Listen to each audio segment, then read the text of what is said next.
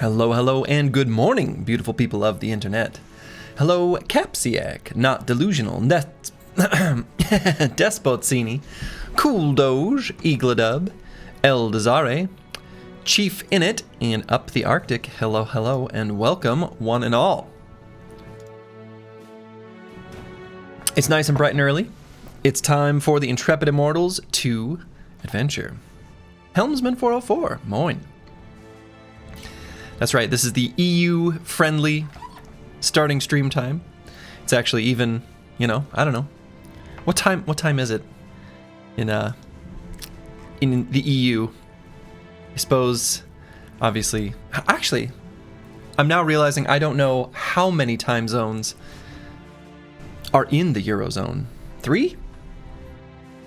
4? I'm not sure. 2 p.m.? Okay. I assume that's in Germany, which is that the same time zone as France? I don't even know. I'm not sure. Not something I've had to concern myself with. Okay, it is. 3 p.m. in Sauna Land. Nice.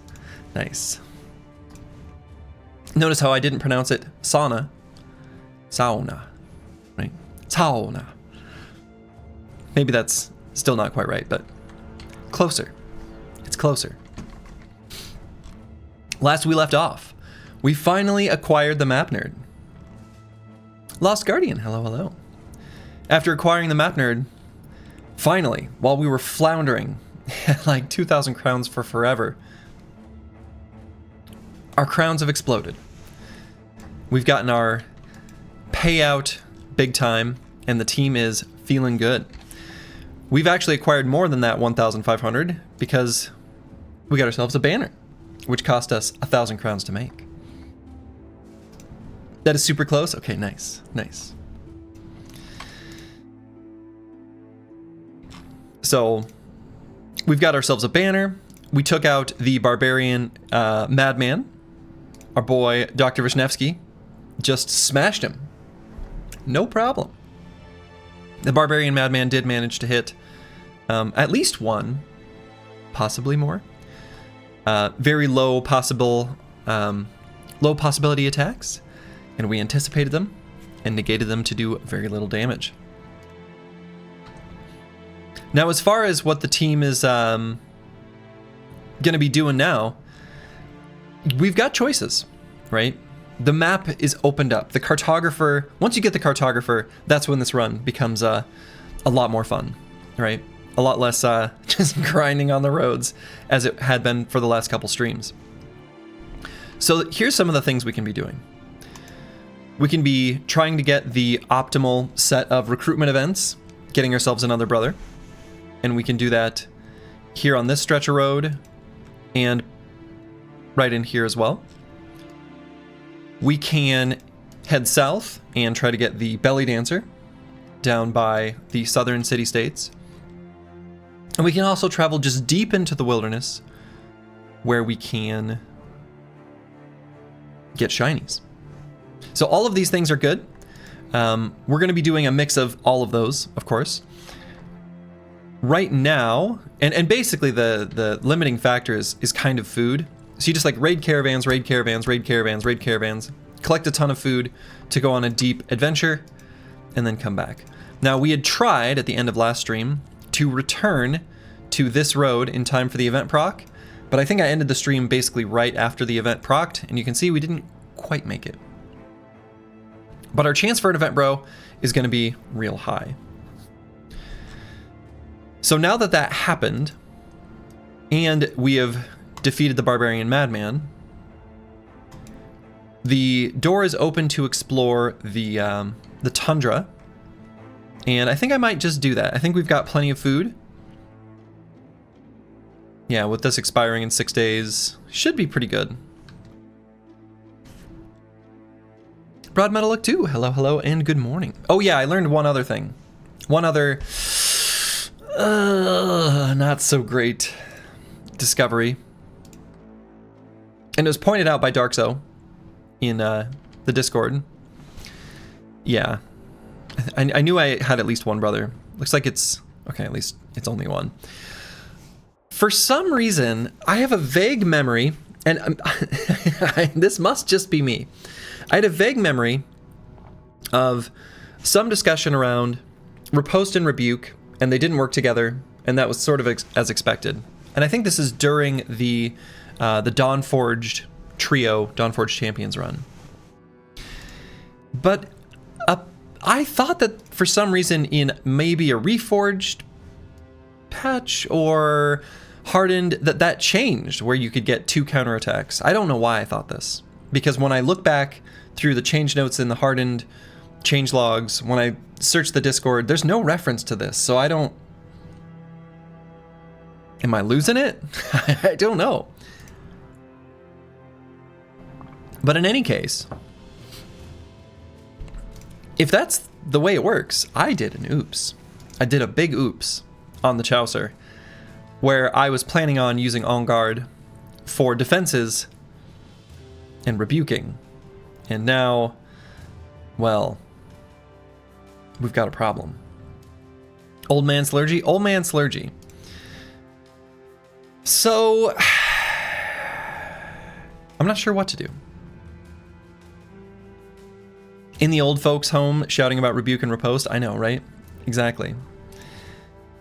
And as Broad Metallic 2 states, this is, of course, another episode of Briggy Ball Z. So, this brother, we will absolutely not be taking Rebuke. In fact, I'll mark it as red. I'll mark it as red. This brother can take it. And mark this as red. We're going to do something else. We do not get 2 counterattacks. So, I guess the Chaucer will just be as though we never took back to basics, and it's just going to be a standard 10 perk bro. I mean, basically. The question I asked in the Discord that I'm curious the answer to, but I think I know the answer. So if you equip the Reproach of the Old Gods, the Lightning Sword, as it is colloquially known, the counterattack does not trigger the lightning procs. It's just a standard slash from Riposte. My question is the counterattack from Rebuke also just a standard slash with no lightning associated with it? I'm gonna guess the answer is yes. So, damn. Just damn. The only potential benefit to On Guard is basically... Yeah, I don't know. It just sort of sucks. It is a better colloquial name. Yeah, it does. Lightning Sword is much better than Reproach of the Old Gods. So we'll have to come up with some sort of idea here. I don't know what it'll be. But I guess, I'll probably just consider Rebuke a dead perk. And that's just the way it'll be. And that's okay. I'm sad. And I feel betrayed by my own thoughts. And betrayed by my own imagination of how something might work. But it is what it is. EU rejoice, Slurgy has arriveth. That's right, Antiwian. EU rejoice. Alright, so let's, maybe I'll just walk down the road for posterity since we weren't able to proc an event last time, and head through the tundra. Now, is the team ready to fight the Ijirok? We probably are. Honestly. Past Slurgy has that's right. Past Slurgy has failed. Yes. Yes. Screw you, Past Slurgy. You're a jerk. And you're dumb. And you smell bad.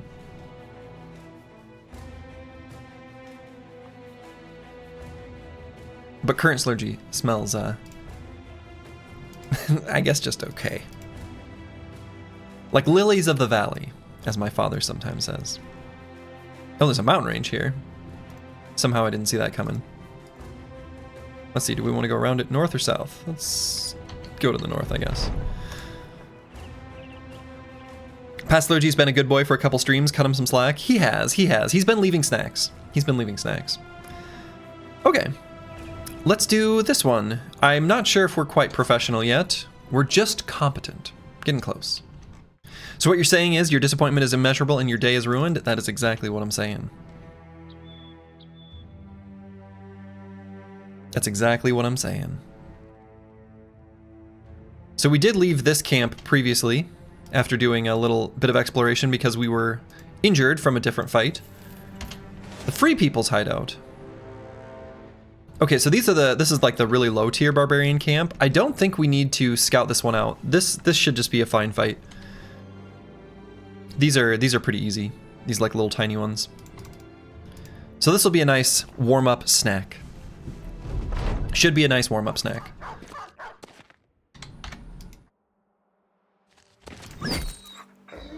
Full force.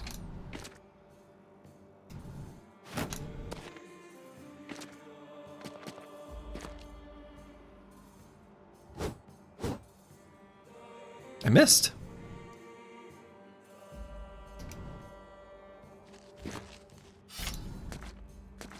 Can't believe I missed.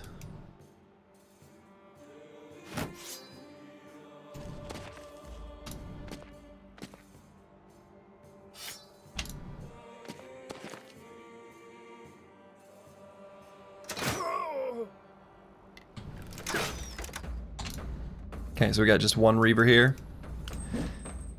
Not too bad.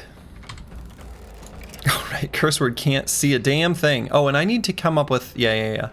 After this fight, I'm going to change curse word's setup a bit. We want to have a one-handed weapon on that brother. At least available.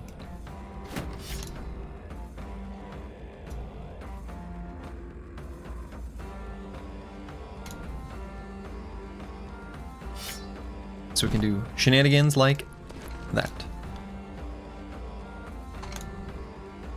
Alright, so they're going to charge forward next round and then die. That's what's going to happen. It's an onslaught.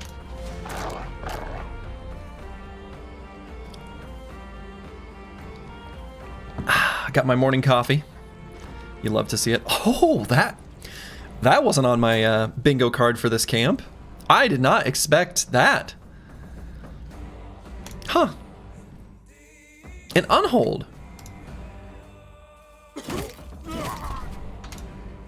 Huh. Weird.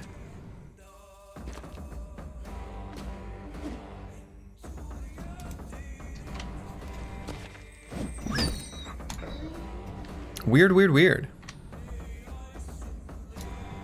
Oh, let's see. Did they end their turn? They did. So let's go ahead and... Actually, wait. Let's go ahead and wait.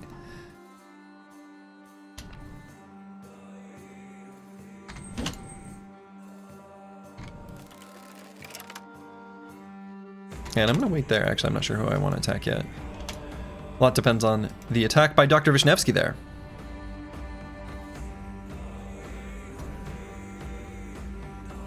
Hope everyone's having a wonderful start to their day. Or I suppose if you're in EU, the middle of your day. Or whatever time it is.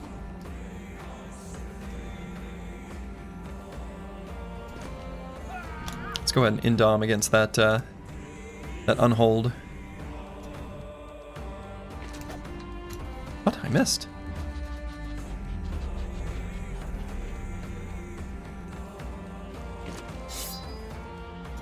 Okay, let's attack directly to the head. Hey, there it is. No, actually, I should swap.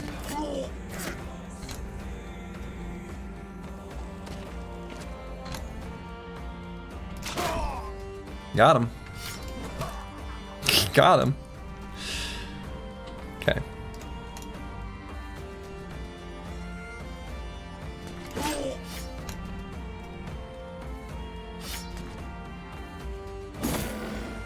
You know, it calls itself an armored unhold, but only 35 armored sure doesn't seem like very much.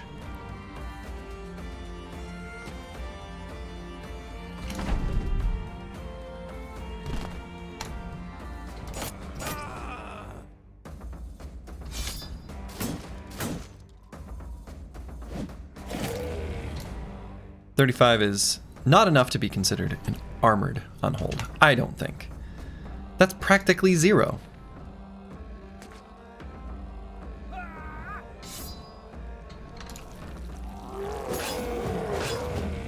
Look at that. Helmfree being fancy.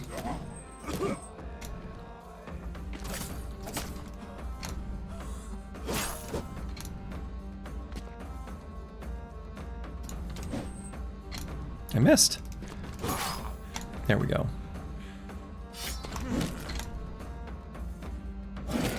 Full force. Alright, so the Beastmaster, I guess, is just going to get away wherever the Beastmaster is hanging out. That's fine. So we've still got hold steady, so actually this guy can't... Let's see, do they have... They do not have Steel Brow. So I guess I aim for the head. Oh, there's our Beastmaster. He's committed.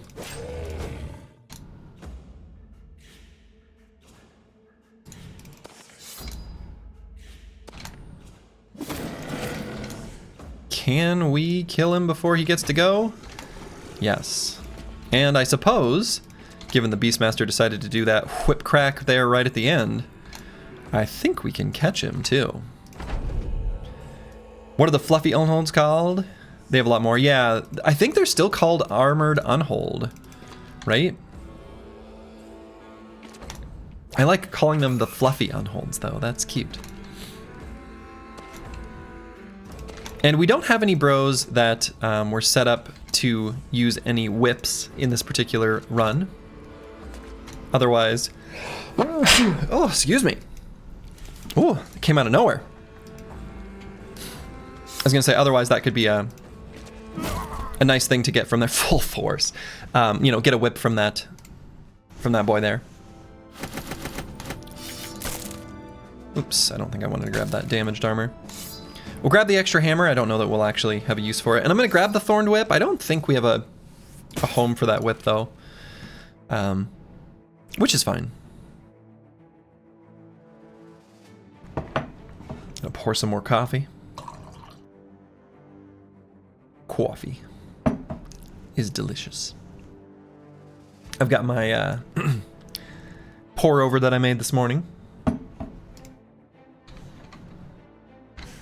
Ever since I transitioned to the make a big batch of coffee and take it with you, I've been very happy. And I either use the French press or the pour over.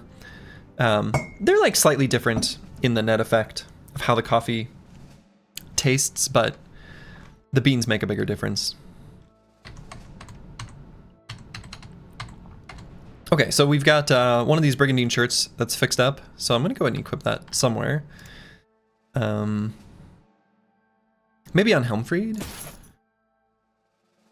Sure. And we'll fix up this 77% linothorax. I think that's worth doing. So now the Chaucer. We don't grab back to basics yet. I guess we could, though. Doesn't actually hurt us to do so. This morning I had cafe a la Keurig. Yeah, I had a Keurig when they first came out. But truly, like, okay.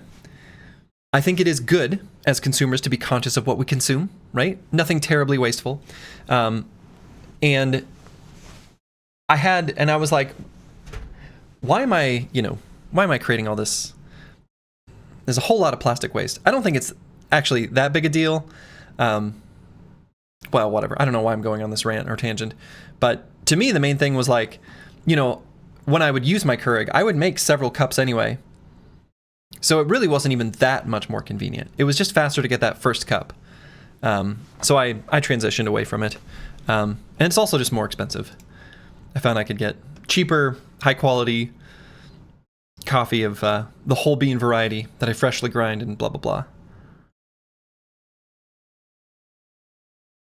Used to get ones that were compostable that came individually wrapped in plastic. Yeah, right. I mean, there's certain like food safety guidelines they have to, I don't know, somehow you know, comply with, right? So anyway, you can have your copy out of your Keurig, and that's totally fine. So on the Chaucer here, oh, another random thought I had was I was like, all right, so what do I do with this bro? I had a crazy idea that actually I don't know if it's that crazy. It's a little crazy. It's maybe a little bit bad, but a potential option would be, I was like, all right, how can I make these perks somehow make sense? Nah. And I was thinking like, so one crazy option is if I did get quick hands, because again, all this is trying to do is like justify, and there's no reason to do this, right? Justify having taken On Guard and Rebuke together. What if I start with a Sword Staff? What if I started with a Sword Staff and I just Spear Walled?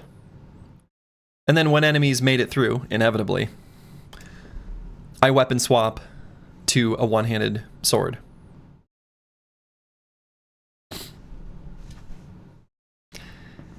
On Guard does give you melee skill for the spear wall itself. But I don't really see the point.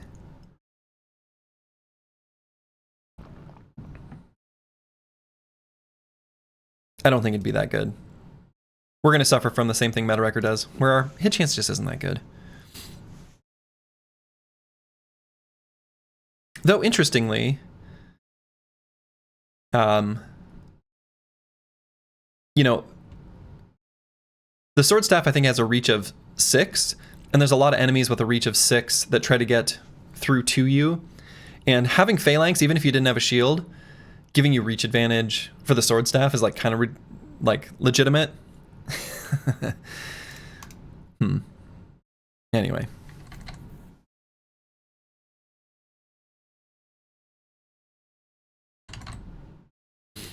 But yeah, I think on the Chaucer, I don't know. Not going to bother with that. So I guess I could grab back to basics now if truly the final perks are going to be these ones. And I think that's probably true. I think these are going to be the best choices. Would there be anything down here at the bottom of the perk tree that I would maybe want to grab? Pathfinder? I don't think we're really going to move that much on this squad, though, is the thing. We're just not.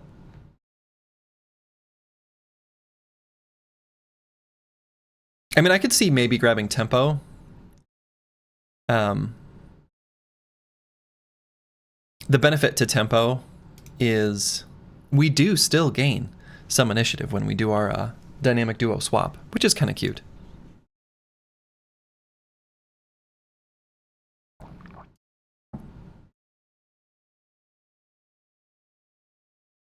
But I don't think any of these other perks down here are particularly interesting for this brother.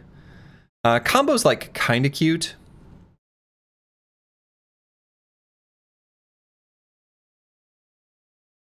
But we don't really need it. Right, because combo lets us attack, riposte. And combo, of course, pairs really well with dynamic duo because you can do the swap as the first thing, and then everything else just becomes cheaper from an AP perspective. But I don't know that we really need that. We mostly just need this brother to stand there and not get hit. So, you know, I think it's still just these 3 perks.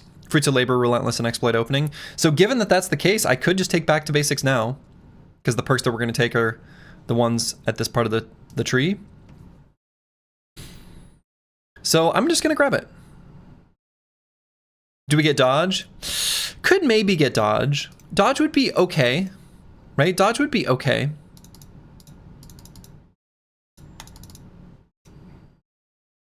I don't hate it. So let's grab Relentless and Fruits of Labor. Fruits of Labor, of course, doing a lot for us when we're flexible. Love that level up. That's great. And yeah, dodge would be a reasonable option as well. It really would be. right? Because we want our initiative high to keep our flexible value high. I don't hate dodge. I don't hate dodge. I think dodge is a potential option instead of exploit opening.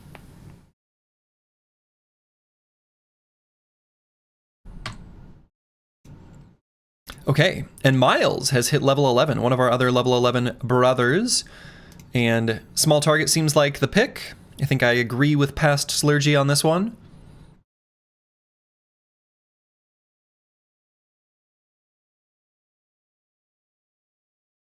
Yeah, small target seems like it's just going to be the pick.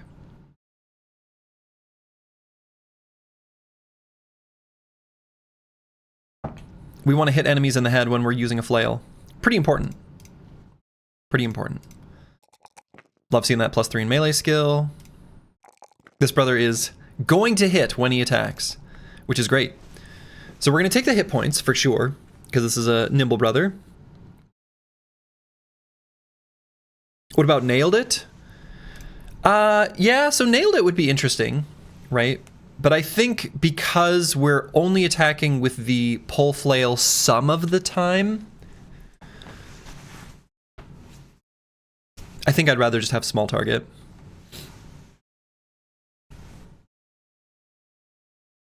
Yeah, 50% head hit. Pretty good, right?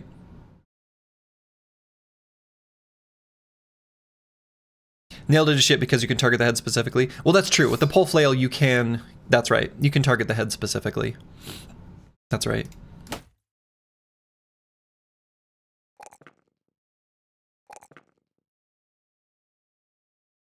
And what do I grab here? I suppose none of these are all that exciting.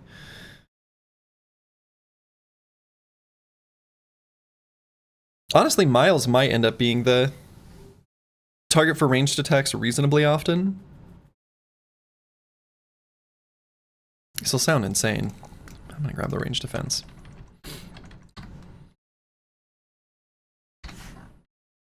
He's not gonna be attacked in melee all that frequently either. Okay, so let's continue on.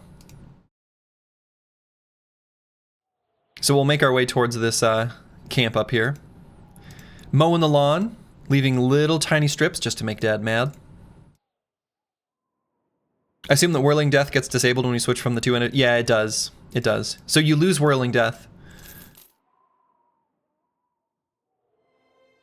So you want to activate it with whatever weapon you think you're going to use first.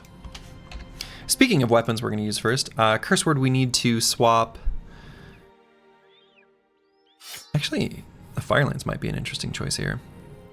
It's kind of a big deal. Yeah, it is. It is a big deal. Agreed. It's a ton of damage. It's a big deal. All right, let's do this Fallen Keep. Let's see what's here.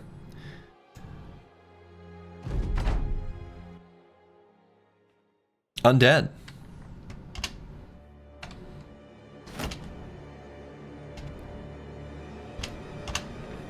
So let's shield wall up.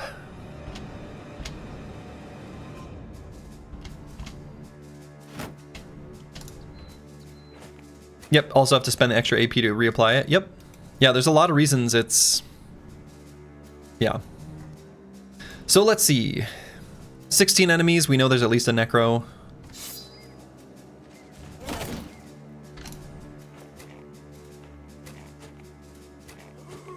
I'm not sure if I should use the abilities quite yet on this turn. Like our buffing abilities.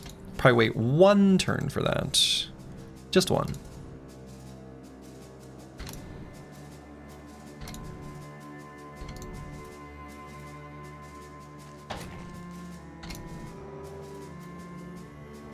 Ah, I was thinking he would do this guy.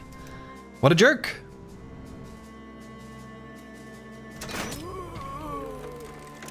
What a jerk. So do I think I'm more likely to use the pole flail? I kind of think yes. So I'm not going to do the onslaught quite yet. In fact, I'm not even going to do this attack. These are pretty shit. Just hold this for now.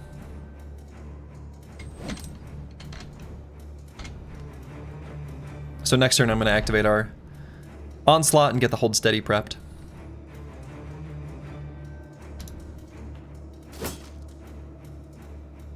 There's our spooky, spooky ghosts. They're ghosts, and they're spooky. So let's get Whirling Death activated on Plaguebird.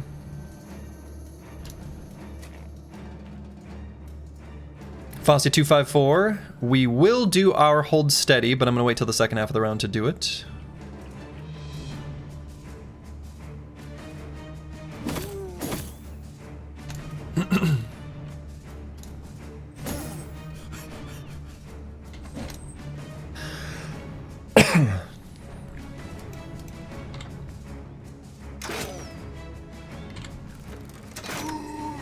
Got him. So then curse word. I am going to do a onslaught next turn. Oh, boo.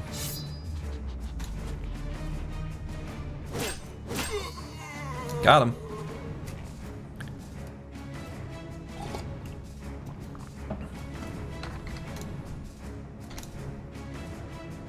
So we'll go ahead and do a swapsy there. 2 pickaxes. It's the peasant we killed. They're coming for revenge. Then get our revenge we shall.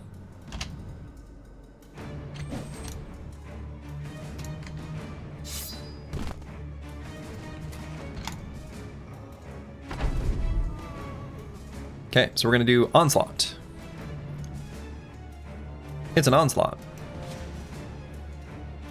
And we'll do adrenaline to do our hold steady next turn, so let's pull out the banner.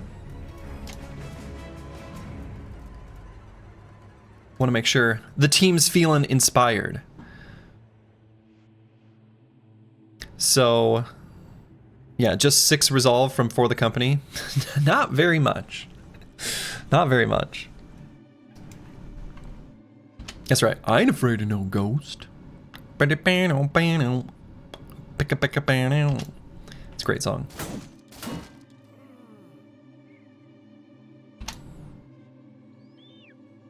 Very tempted to send Helmfried and Slice the Elder up just 1 hex.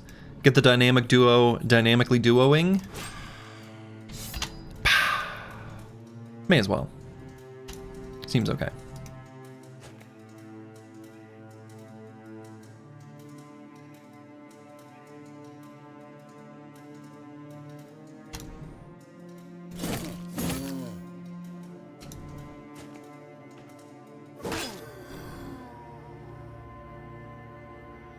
Let's see, do I want to send Plaguebird up here? Maybe not quite yet.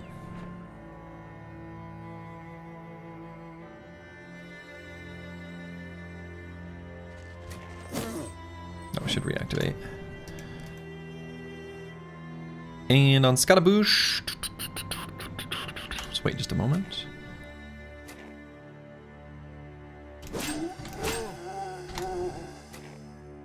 Hey, Jim Tonic 90, hello, hello.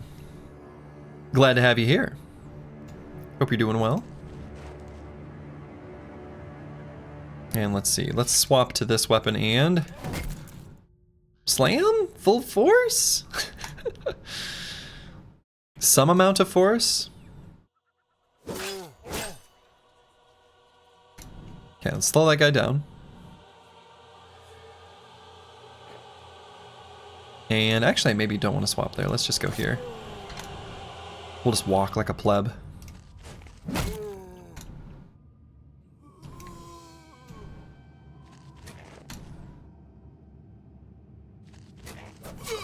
Ugh, walking. Gross.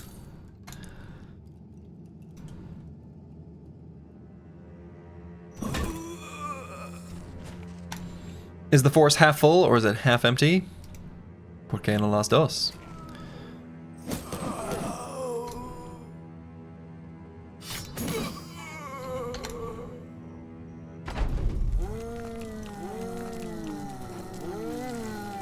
Okay. So let's hold steady. That way we don't get pushed around so much. There was a brief period where hold steady wasn't active there, I suppose. Kind of interesting. Noted. And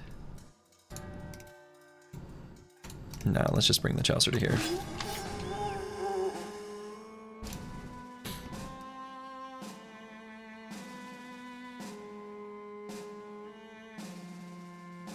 And we might be able to kill this guy before he gets his turn. Let's at least try.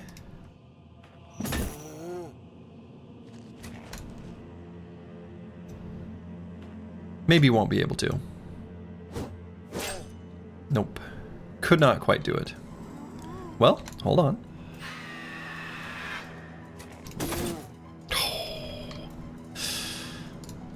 So close.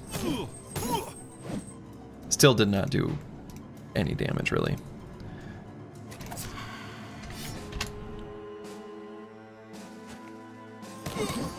Insignificant amount. Full force is just some force now. It's not quite as full as it used to be.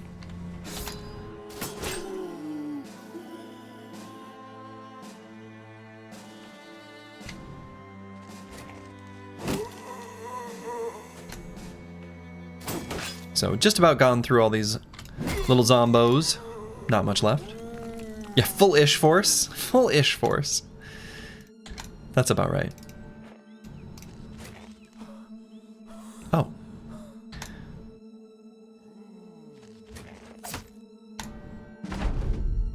Foolish force? Foolish. Foolish!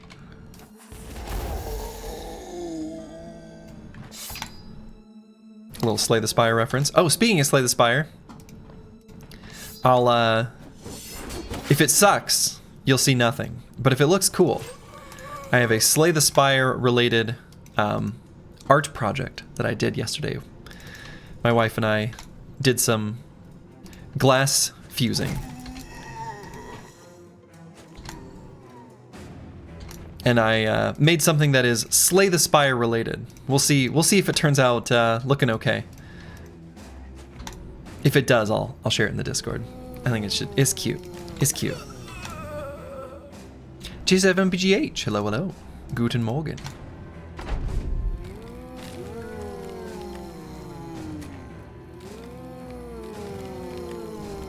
What's with all these zombies here, am I right? Left track. What's the deal with zombies?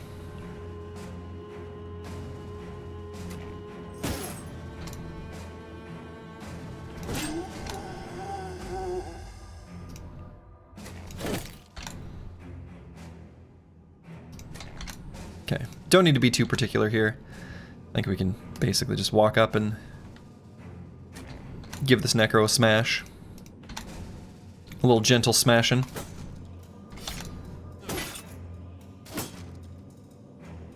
He's being mean to us, but that's okay.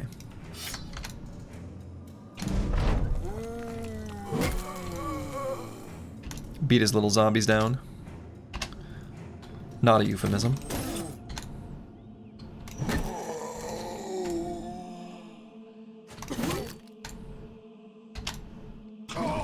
Okay. Fairly clean. The Tear of a Geist. I do like this new item that was added in, I think this is probably from base Reforged. It's cute. Unless this is a Hardened specific thing.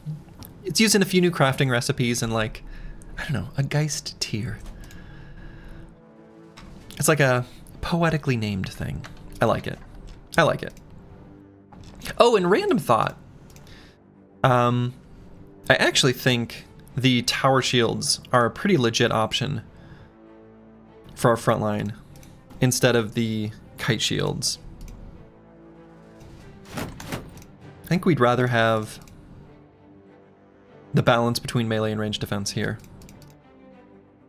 I was actually going to do that earlier before that fight, but it's one of the handful of things that I forgot.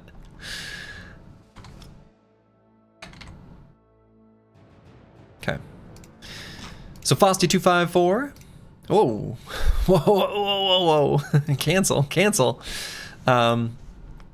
Yeah, I've decided to just go combo. I like it. I like it a lot. Why not do a combo? The good old 1-2.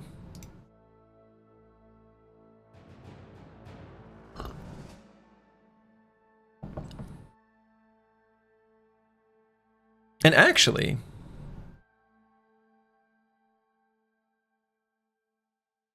interesting realization. There's a combo, I don't know if it would be worth doing, but originally, just thought of this just now. So, the dagger is here, not only so we can dagger down enemies, but when we use our free rotate, because of our dynamic duo, we can use hold steady. And hold steady, which normally costs 8 AP, will go down to 6. If we swap to a one-handed hammer, on that same turn, we can still give him a smash with a warhammer.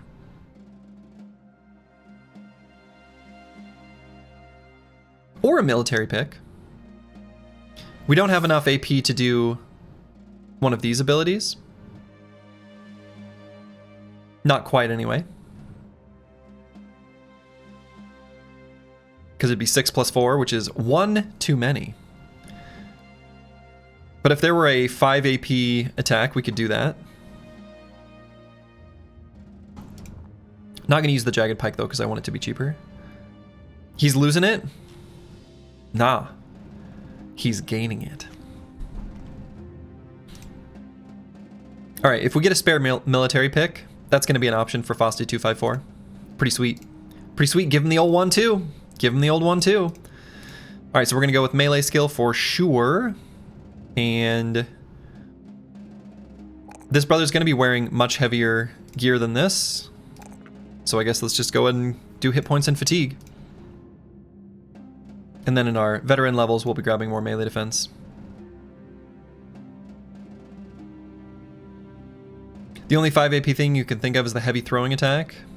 Yeah, which works, of course, for Scotabouche, although I'm thinking we're going to be using the spiked bolas anyway.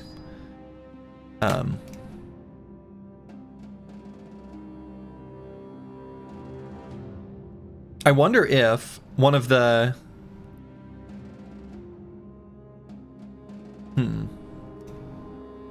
If we did get... Well, yeah, whatever.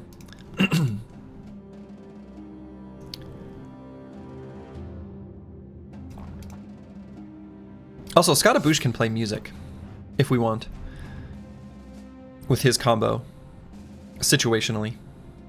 Sometimes we like playing music. Sometimes we like music.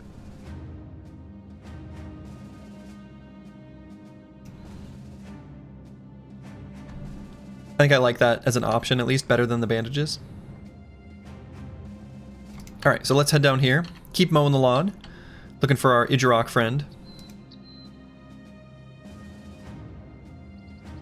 Step on this mountain.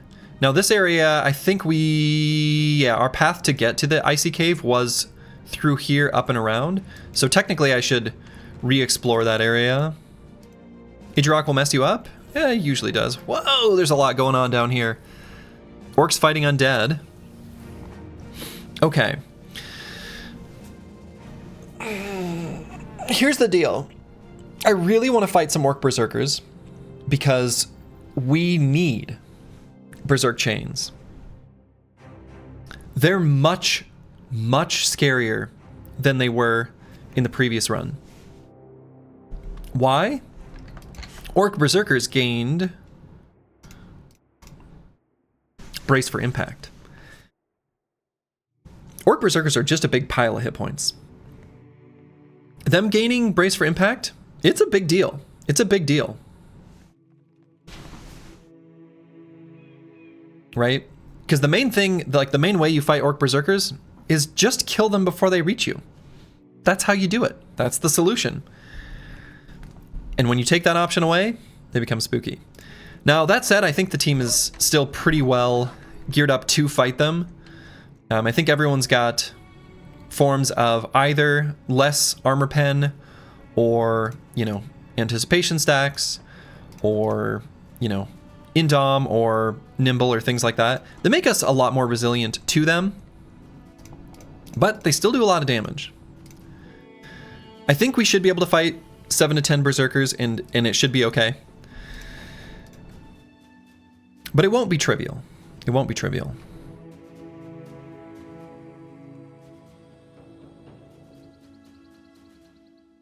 I wish Helmfried didn't have exposed ribs. I don't like his ribs exposed. I think it's a fight worth taking. And I'm going to keep in mind, I think I do want to re-explore here. Again, just so we don't neglect it. So we don't miss it. Oh, I might get pause soft locked here. Oh, never mind. Ribs? Ribs are delicious. Okay, what's even happening here? Alright, so this is one of the...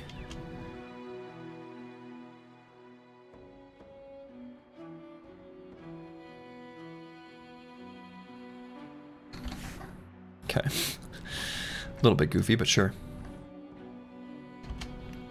So let's fight this Cavern of the Green Death. Decent named item chance. I think we're good.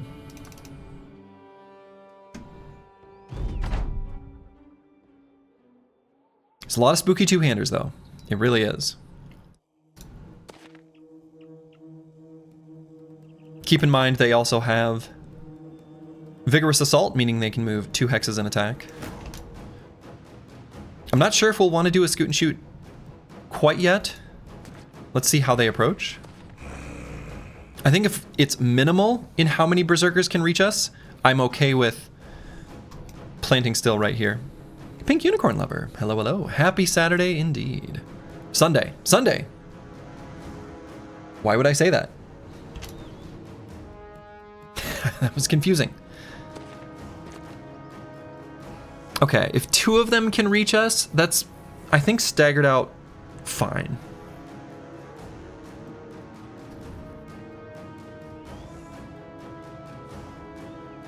And it is only 7. And we see them all.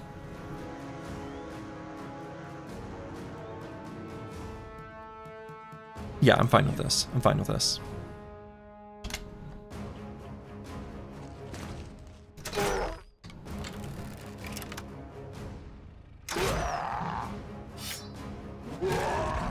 Scottaboosh doing 5,000 attacks.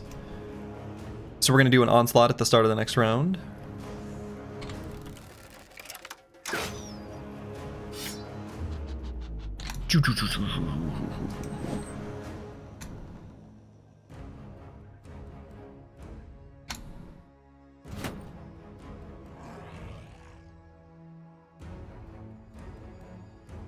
And is this guy going to be faster than us? He will be.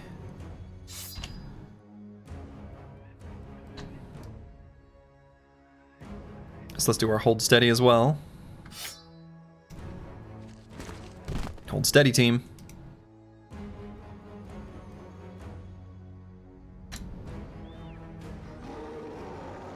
Curse word plus 195% chance miss. It happens.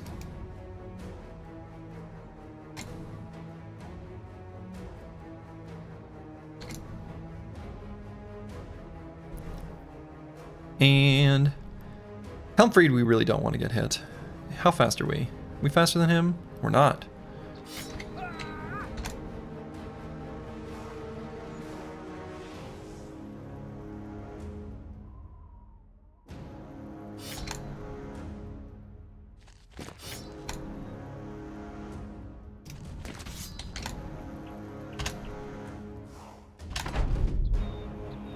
It is an onslaught. And we're gonna Adrenaline to do another hold steady next round. Pull out the flag. Going for the big flank.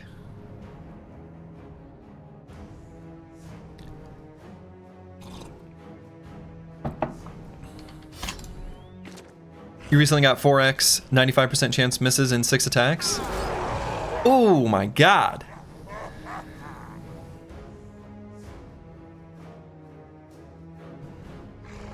Deep chest cut. 5% chance and it hit. Damn. Alright. Gonna have to deal with that. Full force.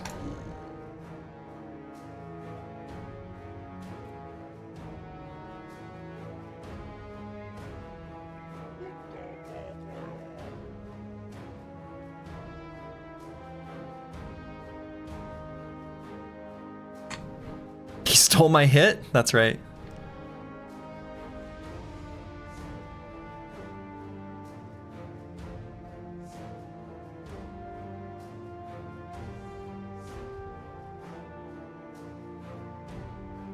Make sure not to bandage him so the wound heals slower. I don't know that we'll have the opportunity to bandage him. Like, I don't know that it'll be smart to bandage him. Like it might be something we just... We're worried about not losing this fight and minimizing the amount of damage we take. So probably actually won't.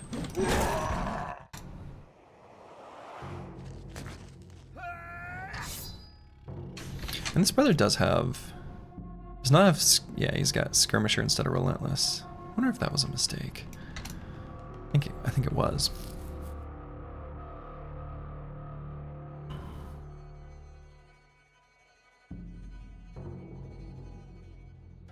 And so on Master Maticus, I actually might approach them so I get the formidable approach and they don't.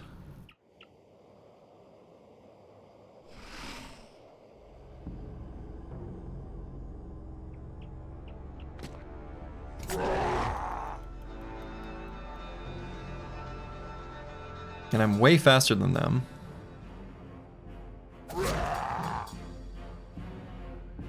So I can just end turn. And let's get some head hits here.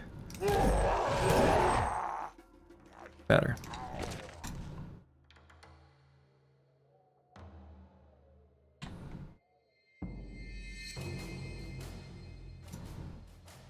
And none of the enemies are staggered right now.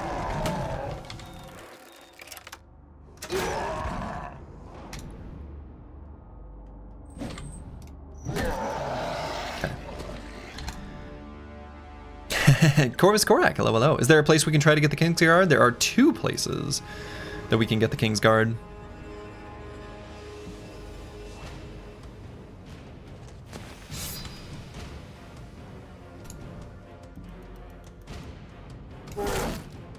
Full force.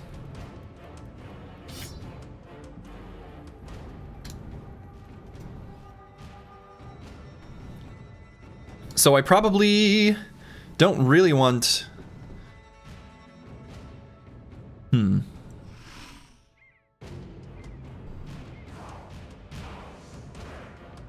I maybe should have thought about this a little more. I don't think I want Scottaboosh to be able to be attacked by 2 enemies. I almost think it's safer to have the Chaucer be that person, as insane as that sounds. Actually, I guess you can just go here.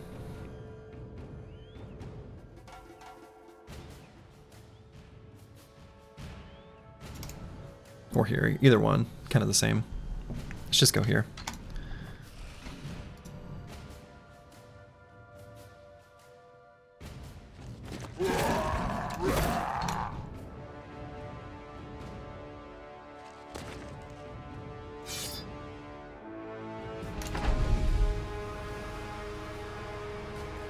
Okay, so let's hold steady. Whoa.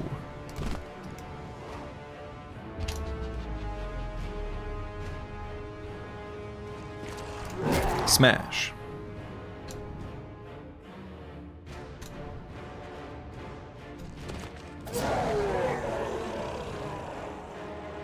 Okay.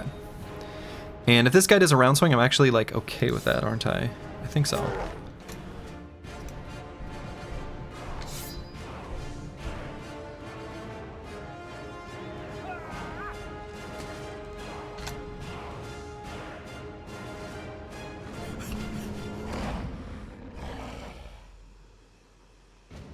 Interesting.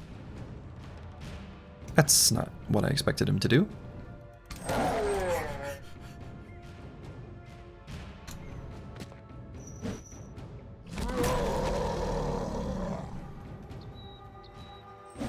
Headhunter is active at the moment, so let's smash him.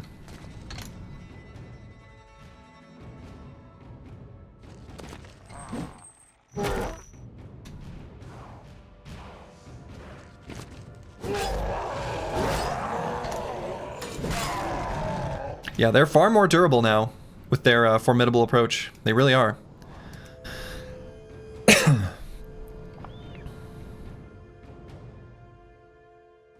Yeah, when orcs hit, it is always scary. When orcs hit, it is always scary.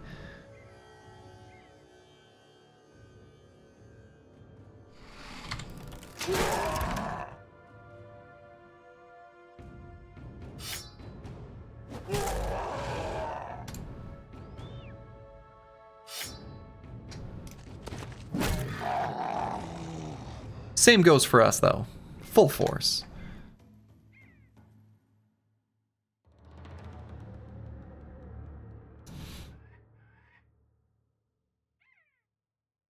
I suppose we'll finish off this fella up here.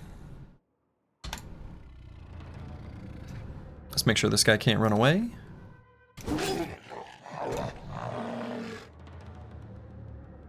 That's right, not when they hit the floor. That one's less scary.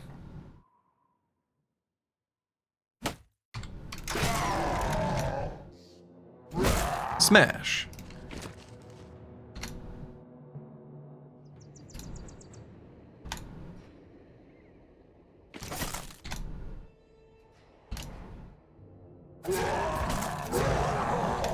Okay. Hopefully we get some Berserk Chains out of this. I've been wanting these for a long time. Some of your bros are very low HP. Just one. Just one. Hey, we got 2 Berserk Chains. That's what I wanted. That's what I wanted to see. I don't think we have a place for the Man Splitter, but let's grab one anyway, just for posterity. Just for fun. Just for fun. I'm a Kukri. Hello, hello. Nice to see you online. It's nice to be online. So the Chaucer got slammed. And maybe there was an opportunity to treat this injury. But we didn't take it.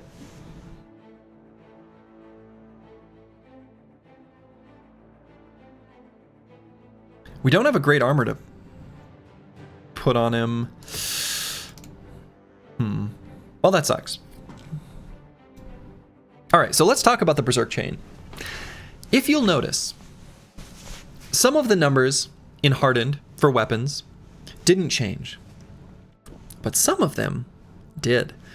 At least, so a lot of the numbers for like the AP and fatigue cost for weapons was like all mixed around, all wicky-wacky wild.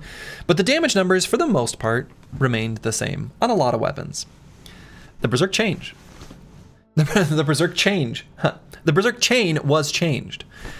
Instead of the 50 to 100 that it does in vanilla, it got increased.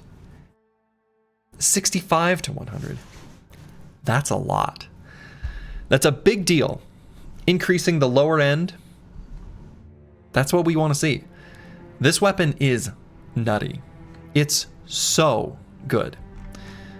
I mean, it's good in vanilla. The Berserk Chain is already like a great weapon. Look at this damage increase. Going from 55 to 85 to 85 to 120. That's pretty serious business. The armor damage was increased. It's just so much damage. Now, it's a very heavy weapon, a weight of 30. But we can handle it. And so we shall. It does increase the cost of activating Whirling Death, as I suspected. Totally fine. Totally fine. This is going to be a huge increase for the damage of Slice the Elder and Miles.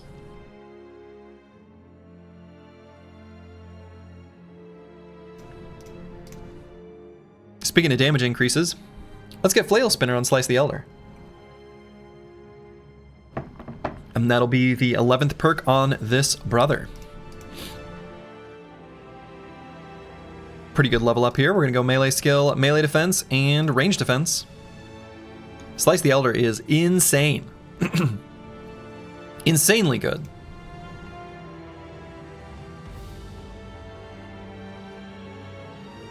He's going to be fatigue neutral, either activating Whirling Death or Pound.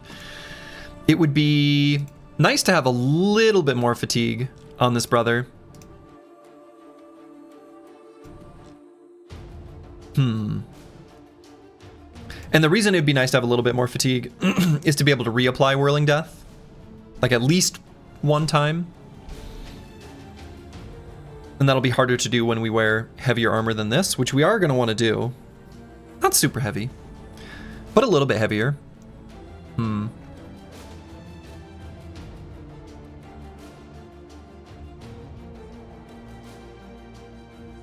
Is that with mastery? Yeah, we've got mastery.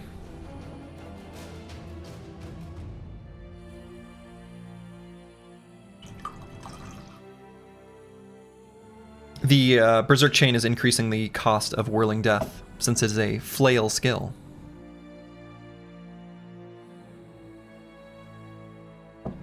$7.5 fat per turn to keep Whirling Death up.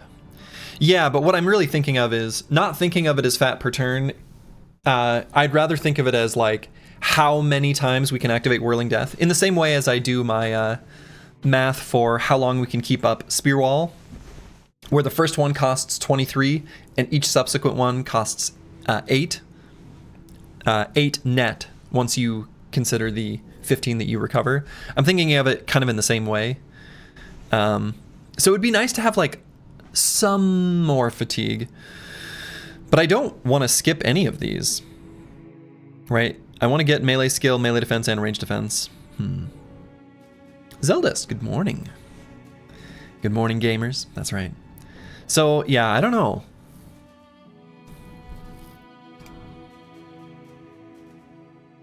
Could always skip melee for fatigue? No, I don't think so. I don't think so. We need this brother to hit. Right, because right now, we get to activate Whirling Death on the, like the first turn, right, before enemies come to us. We can do 1 pound. The next time we can do Whirling Death pound, another pound. And then by that time, it's like round 5-ish. I'm okay with losing Whirling Death at that point. I want to have at least 30 fatigue in the bank then. Yeah, no formidable approach on this brother, unfortunately. Yep. So if that's the case, maybe this is fine. Maybe this brother is fine with the amount of fatigue we have right now.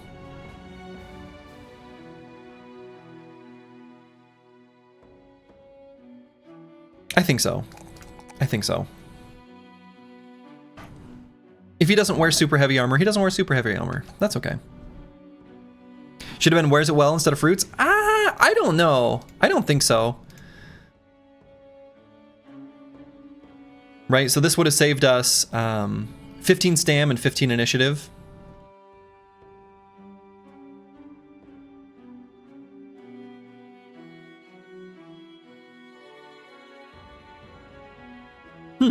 Yeah, maybe so.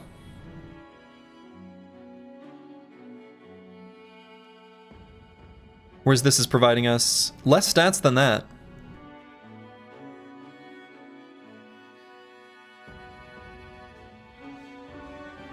Yeah, probably should have been wears it well. Yeah, you're right. I didn't even consider the prospect of doing wears it well with a two-handed weapon. Yeah, that's an oopsie. No, you're right. You're right, Just Numb. I like wears it well better here. I didn't consider the prospect of doing that with a two-handed. Mostly what I was thinking was like, you know, shield plus heavy weapon. When I was kind of doing the math on it previously, when we had used it in the previous campaign, and did not consider the prospect of doing it with a two-handed. But you're right. I should have done wears it well. Oopsie.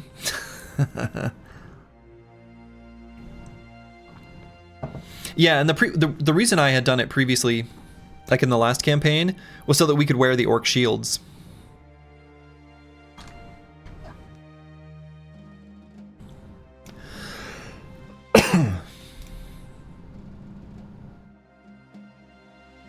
Let's see, because how much is Fruits of Labor providing us total, right?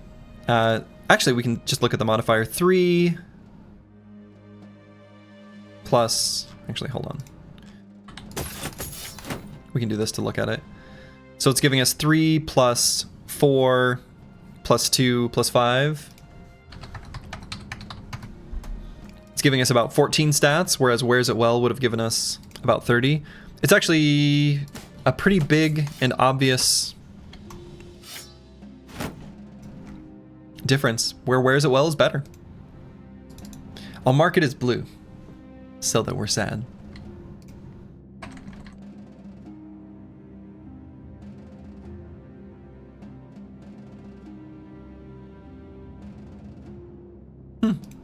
Well, all right. We learned.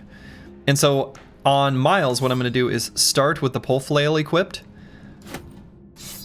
because it's lighter to have something in your backpack than to actually have it equipped. These kind of mistakes happen when you neglect the run and skip streams. Oh man, punished. Punished. You saw 12 out of 16 in your face, got so sad. Oh, sure. No, the Chaucer's just... He's taking a moment. He's taking a moment to rest. Taking a moment just to rest. Yeah, should have gone with Wears It Well. Damn. Well, in any case, mistakes were made. Shit happens. And we move on. Dr. Vishnevsky, oh boy, has hit level 12 because he's a rising star and gains 2 perks. Now, Dr. Vishnevsky doesn't have great options for the 12 perks, really. And as previously discussed, the plan is going to be two-handed weapon until anticipation stacks are expended, then we swap to the one-handed. Oh, I suppose this is a veteran level. Run over, gotta murder a bunch of wacky things with cats. Hey. Yeah, I actually think I might play Mugenics. I haven't decided if I'm going to play it on stream or if I'm just going to play it outside of the stream. But it looks fun. I kind of like it. The thing is I'm there. What a time to be alive. I got so many games I want to play, and they're all so good. And I'm having so much fun with all of them. So many games, so little time. And I have tons of other stuff going on in my life, just in general. Which is why I don't sleep that much and I just drink a lot of coffee.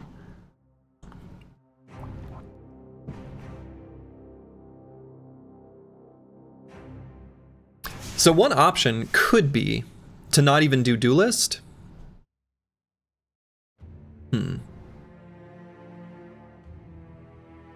And so many things in the future as well. Great time for gaming. Yeah. Oh yeah. Slay the Spire 2 next month. Are you kidding me? Oh my God. I'm so excited. Yeah. It's fun. Certainly weird, but definitely fun. Okay, good. What games do you have in mind?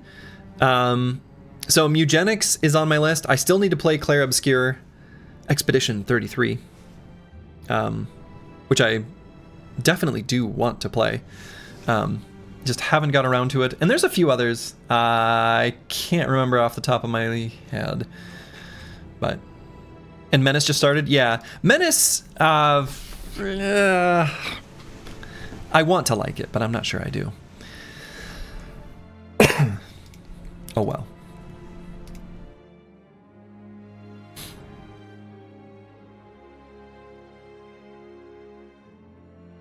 A mini Mugenics Monday to try it out, since Menace Monday needs time in the oven. It could be a mini Mugenics Monday. That's tomorrow. Maybe. Maybe. You expect some patches and new content soon? Yeah, I mean, it's in early access, so we should expect that. But I'm kind of worried that Menace, as I've reflected on it more, I kind of worry it's just like not for me. Like, I don't think it's hard for me to put my finger on exactly what it is. And I think I might have if I spend a little time thinking of how to articulate my thoughts, I should be able to do so. But based on what I've seen so far in the current state of things, there's a...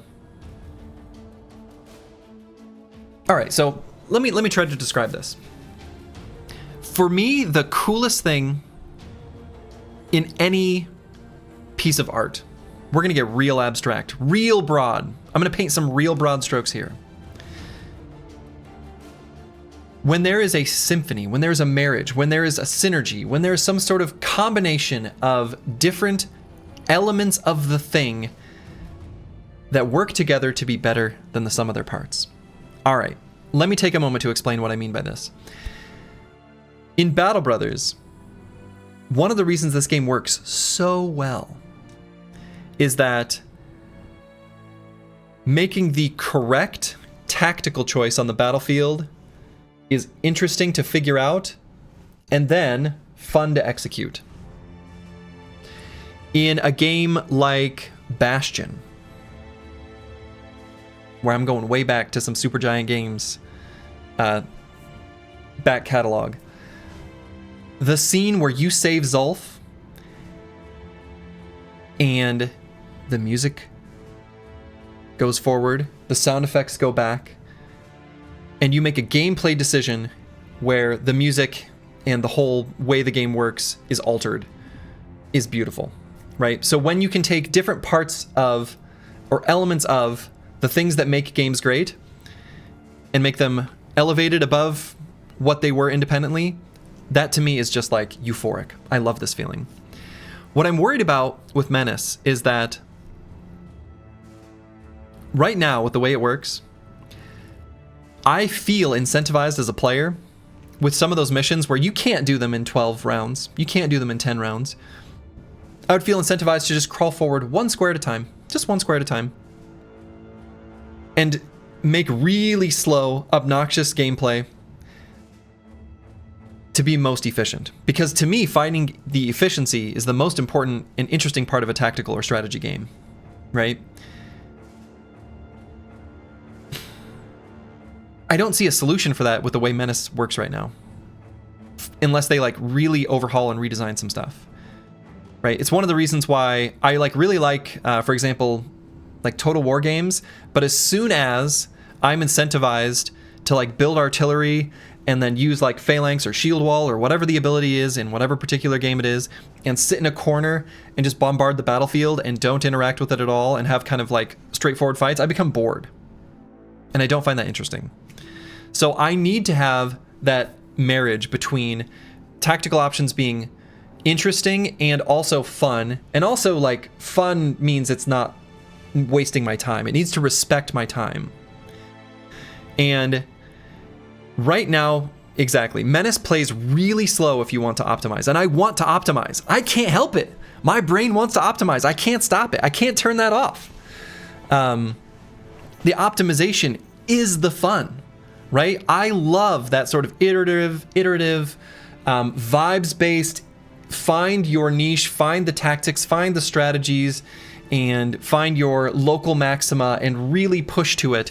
And every once in a while, question whether your local maxima is wrong. And there's a global maxima somewhere else in a totally different way of playing and seeking out that. I love that process. But right now, I think Menace isn't there, and I'm worried that it kind of won't be. I also find the graphics aren't that interesting. A lot of the visual stuff is not good. The UI's got some problems. There's way too many stats and numbers that seem to be complex without adding depth. It just... I want to like it so bad because, you know, overhype made Battle Brothers, but I just don't. And that hurts. So I think, all that said, if you are having fun with Menace, you should. And don't let the way I like to play games influence the way you enjoy games. Because you can and should enjoy it and have fun if you are enjoying it and having fun. Also, they have legs. Anyway, maybe that's a... That's a still incomplete way of describing my thoughts on Menace. But it seems to me like it'll be fun to play just once. I don't think it'll have a replayability. So if it's fun just once, I want the just once to be when it is fully fleshed out. Because there's all sorts of, right now, the just once experience, I don't want to do in early access. And beyond that, there's just like, when the roadkill ability, the like run over enemies ability, just suddenly works from 2 squares away, when you take that perk, but it doesn't say it on the tooltip text. There's stuff just like that everywhere the like crouch down thing that costs 20 action points that increases your defense and accuracy, but it doesn't say it on the tooltip. I just don't like that, right? If I'm going to get that just play it once experience and kind of have fun with it, and it doesn't have replayability, I need it to at least communicate everything to me fully. And I can forgive things not being communicated to me fully if I'm going to replay it, because I'll just know those things the second or third or fourth time, you know, playing it. So that's my thought. Yeah, mandatory Manus discussion done for the stream. It's Battle Brothers time. Exactly. Psycho Ling, you're right. You're right. All right. So Dr. Vishnevsky. Let's talk about Dr. Vishnevsky.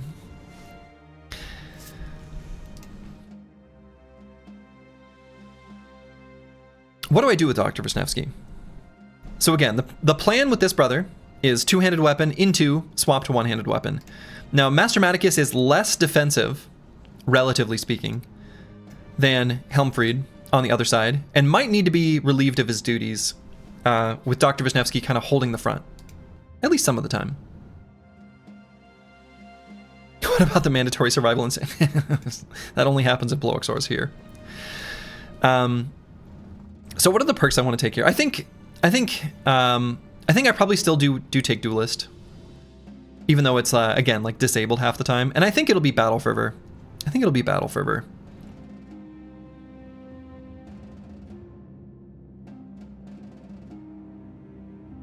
Small target's like kind of cute, but spitballing big time here. Hybridization Axe Mastery. Whoa, okay, let's talk about that. Think of the disarms.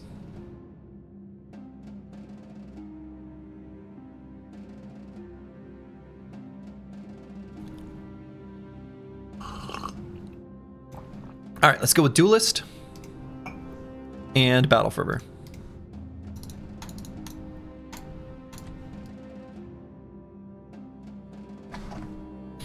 Okay, and then let's fight these undead. And can the Chaucer join this fight? He'll sit out for a moment. Well, I don't know. He'll be here. We'll just swap see him.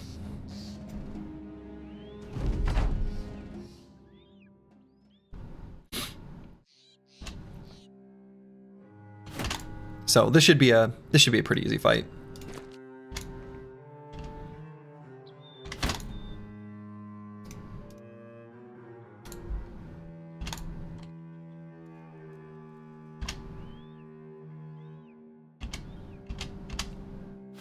So we'll let them come to us.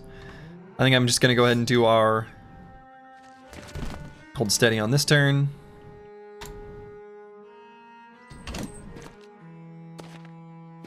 I'm really looking forward to taking these Berserk Chains for a spin, as you do. Hybridization is just a weird gifted.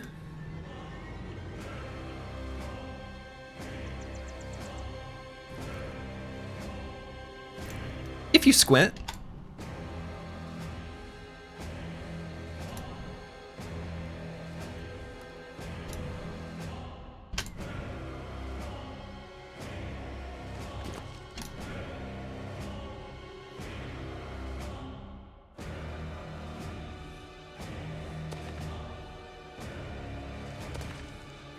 Put Scottaboosh up on a high ground.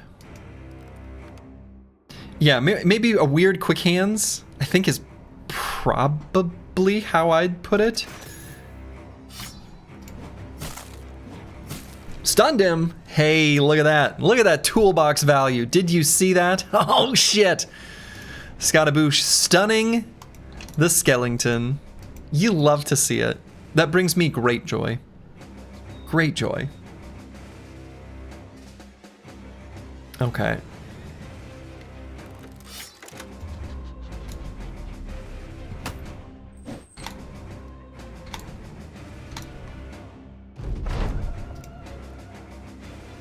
It's an onslaught.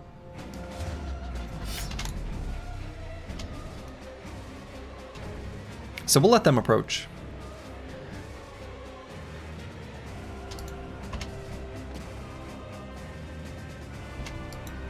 Yeah, Quick Hands and Gifted had a baby. Well, when Quick Hands and Gifted love each other very much.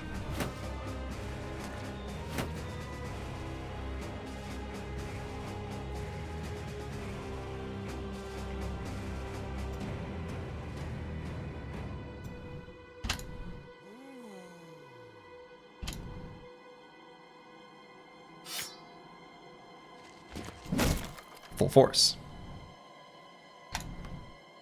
Oh boy. Berserk Chain. Smash.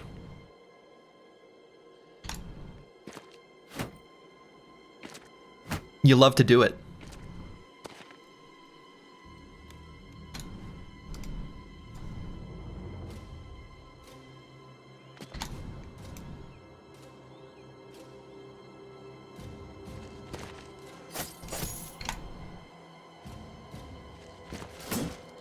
What? I missed. It seems impossible.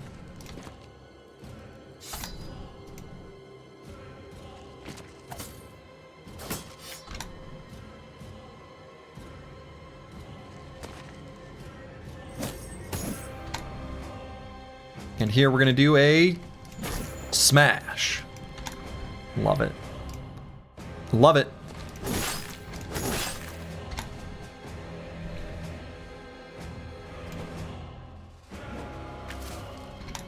He's got a boosh, you can't miss like that. And let's just go here.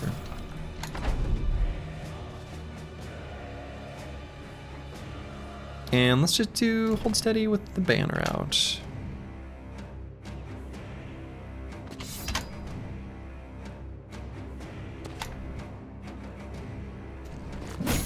Full force.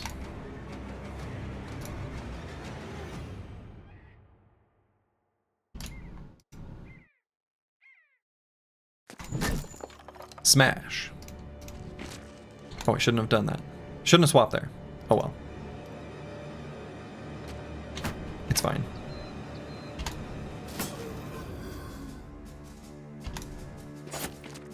Lots of flailing this run, kind of like it. Hopefully not a lot of failing. Yes, hopefully only flailing, but no failing. Hate failing, love flailing.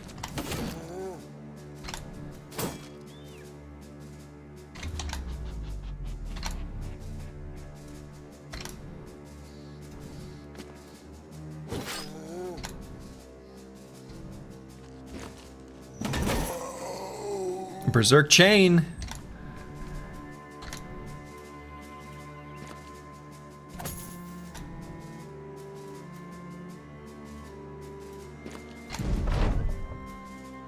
Berserk Chain.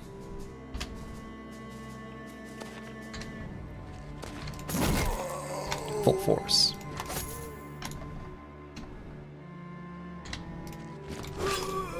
All right. We'll grab our little pile of tools here and move on.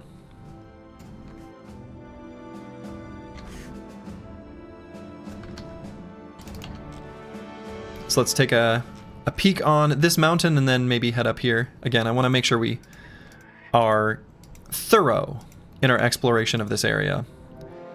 Does full force work with a hammer AoE? It sure does. Okay, this auto paused. Oh, there they are. Okay.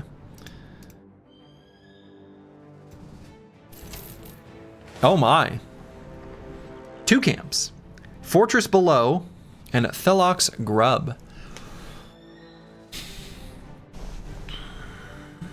How does this team do against goblins? Kind of shit. Actually, this team sucks ass against goblins. I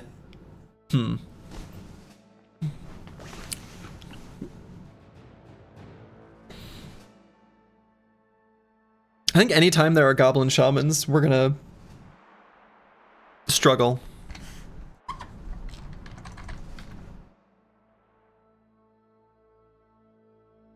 This doesn't look that bad, but the team's not super great against goblins. We're okay, right? It's not like we're total shit, but we're not great.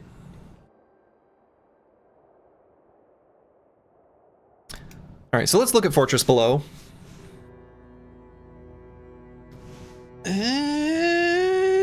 Looks okay. Flailing in the phalanx to make enemies wail while they fail, to survive getting railed by your flail's spiky tails. I like that. I like that.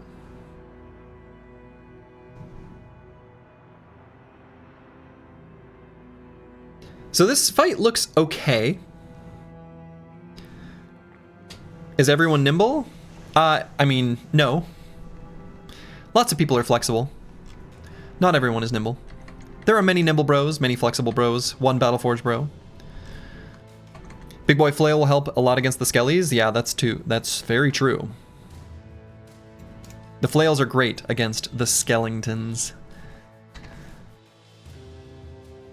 I wish the Chaucer were in better shape, because I actually do really want him to participate in these fights. What I might do, so I do want to do this fortress below. I might fight this group of goblins, assuming they keep going north. We'll just explore over here and maybe circle back for fortress below. Iambic pentameter, it was certainly not.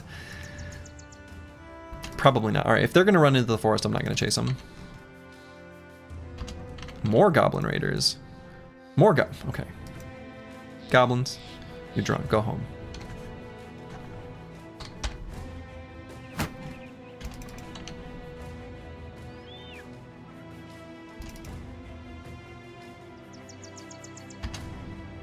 I don't really want to fight him in the forest. All right, I'm not going to.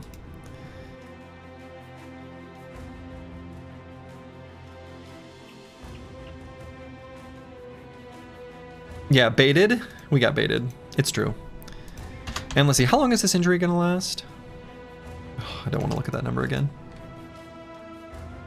Why isn't the current team good against goblins? Lack of mobility. It's just, I don't know, there's a number of contributing factors. We just don't have... It's easy for the goblins to find like a particular brother and be like, yeah, you're gonna die. With their combined ranged attacks. I don't think there's like a good one-size-fits-all answer. We also are like really sensitive to getting rooted. The team's not particularly like mobile.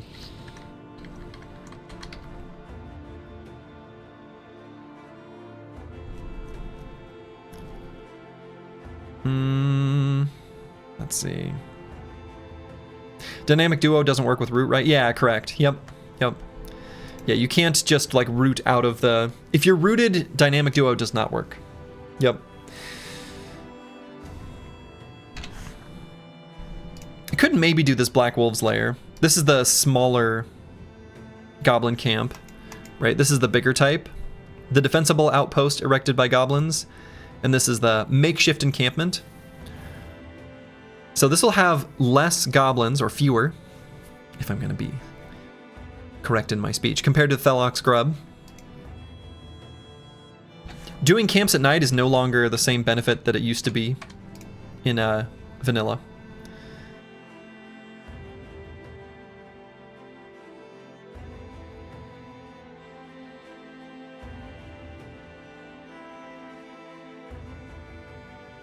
Let's give...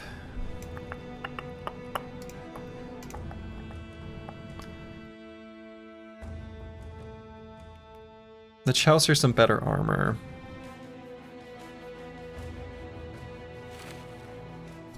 Yeah, that's true. It looks like actually both of these probably sent out their respective parties, but yeah, that's a good observation. This camp, you know, this makeshift encampment sent out a patrol here, so we should expect them to have, you know, a little bit less capability. 68 range defense. Well, that's because he's got the kite shield equipped. So the base number is actually 43, which is still really good.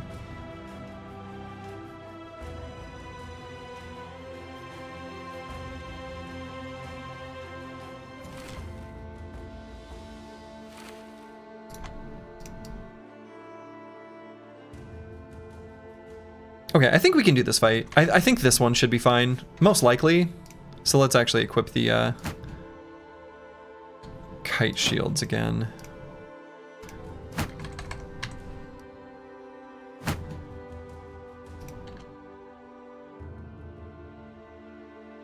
Okay. I want it up or down by 1 though? True. You do want it to be a funny number, whatever number that happens to be. So they do have a shaman, and we are going to approach them. Dr. Vishnevsky is a pretty good brother to do it.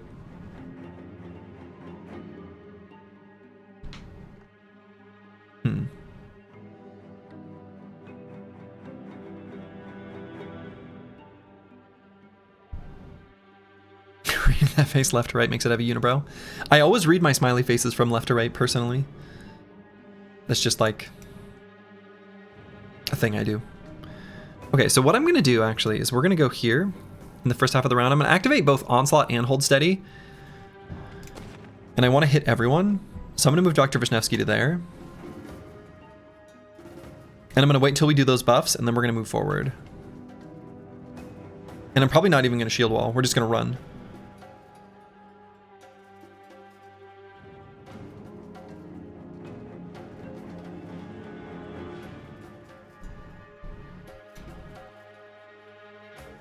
Okay.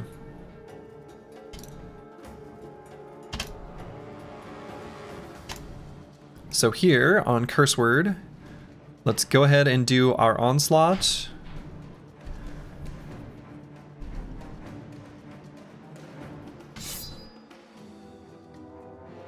And I'm going to wait because I want to move the 1 hex forward the second half of the round.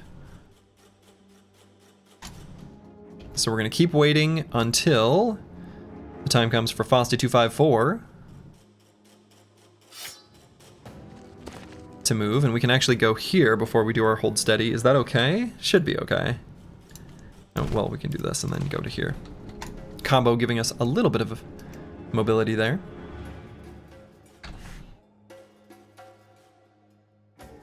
And this brother is relentless.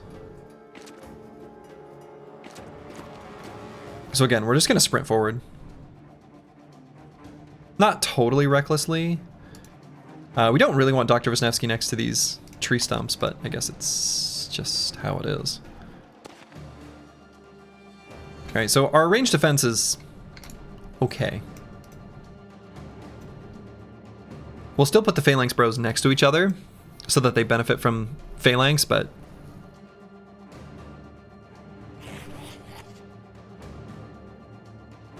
so I guess Meta Wrecker can only go to like here. That's fine.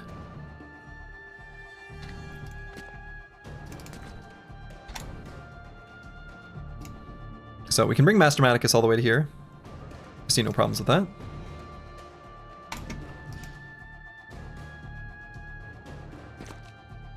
So Meta Wrecker, we could go. Let's go all the way up to here. Slingshot forward. And the Chaucer will be a little bit careful with. I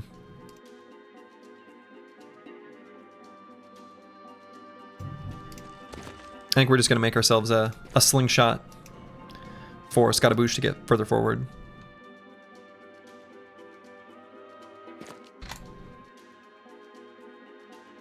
And Helmfried, we can run up to here.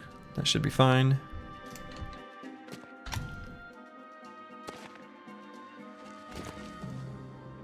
So Scottaboosh is going to get a bunch of attacks.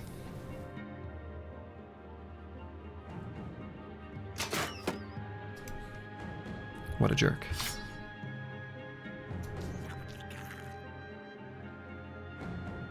Oh, we lost 1 vision. Okay, okay, that makes sense. I was like, I thought... Oh, yeah, okay. Well, shit, I should not have swapped there.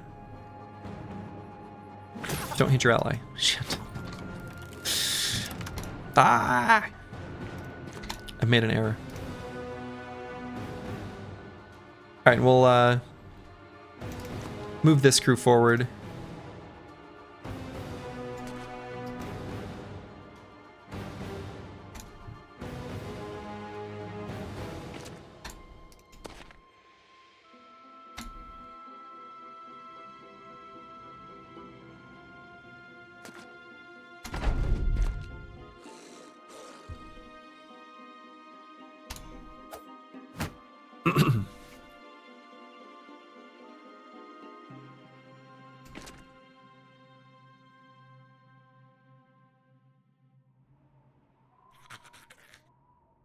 There's a piece of me that's wondering if I do the shield push here, can I get in there and attack this shaman before his turn? I guess probably not. Well, now hold on. We can get Dr. Wisniewski in melee with him.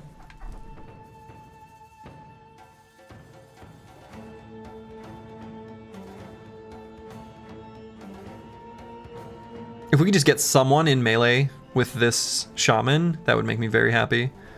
So I might do the shield push here, just to free up this hex. And then Dr. Wisniewski can go 1, 2, 3, 4, all the way to there. Sure.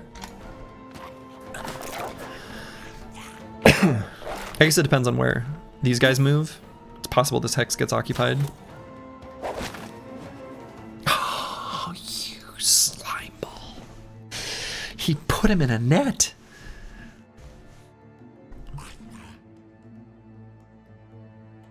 Unbelievable.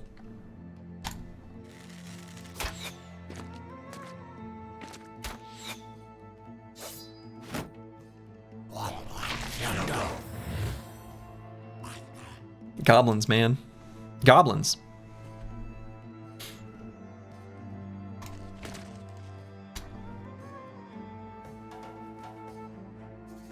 So let's see. Is there still a good way for me to get up here and attack the shaman? No.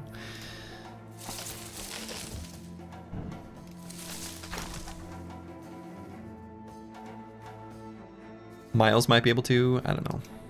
Well, we may still have some play here.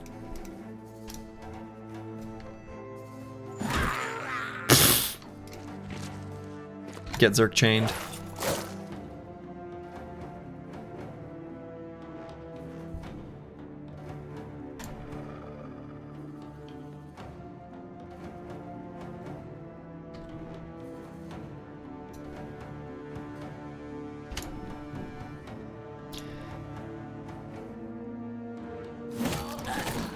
Just kill that guy.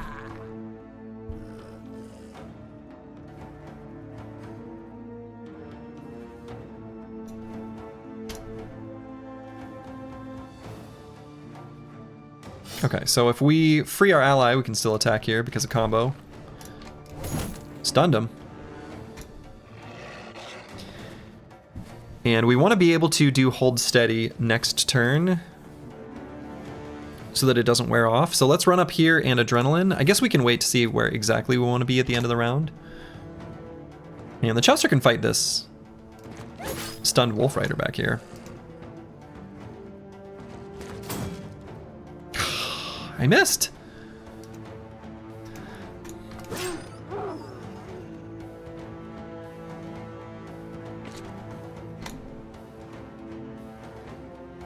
So we move Master Maticus up to here. It's not exactly the brother who we dream of having next to the shaman.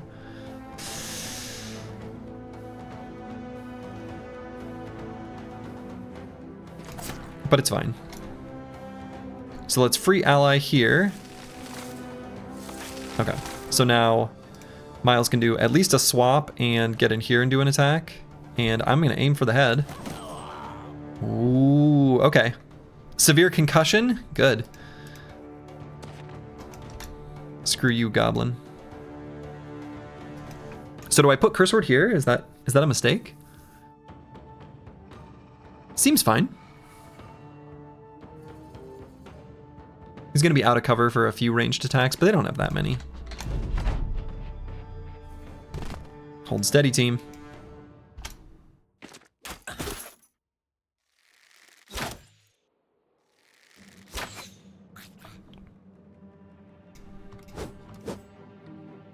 Missed.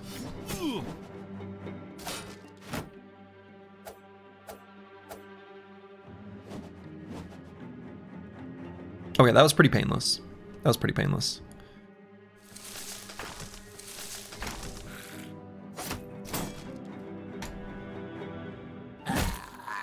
Full force.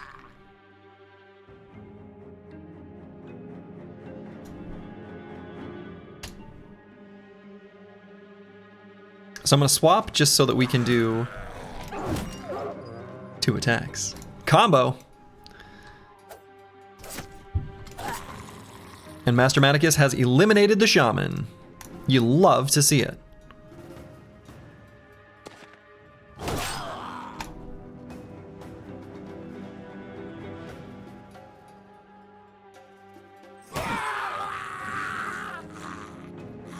Good. And you didn't believe in him? That's true, I didn't. I admit, I was a fool. I was a fool. Full force.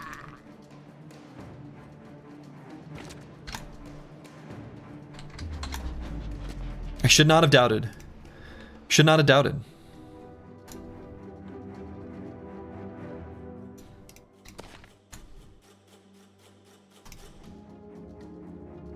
Oh, slice the elders.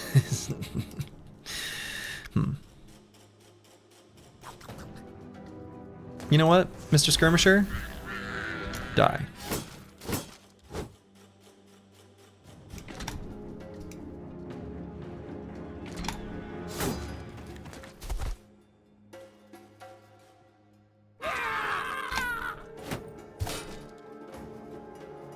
In fact, I would like all of you to die.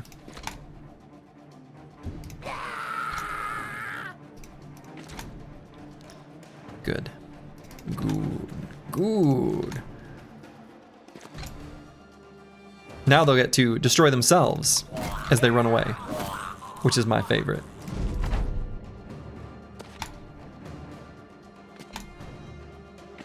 Let's give them a little gauntlet to work through. If they can manage to live, then they live. Good luck.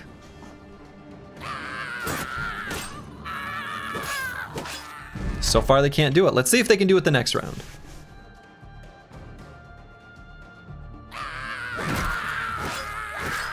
They couldn't do it. The goblins have perished. Big pile of ammo. Otherwise, kind of nothing. I don't think there's anything here we're particularly interested in picking up. The Goblin Poison could be kind of interesting. On one of the bros with combo, it is only, you can think of it like 2 AP, right? So in the future, who knows? Who knows might end up, who we might have use Goblin Poison. There are many bros that could. I think it's actually pretty legitimate. Yeah, I think it could be pretty good for the squad. Plague Bird is hit level 11. And, ooh, I left myself with... Oh, we're just grabbing Relentless. Yeah, we're just grabbing Relentless here.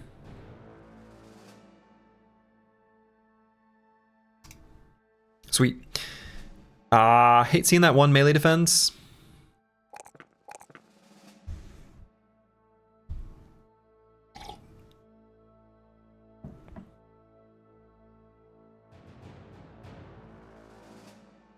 Do I take it anyway?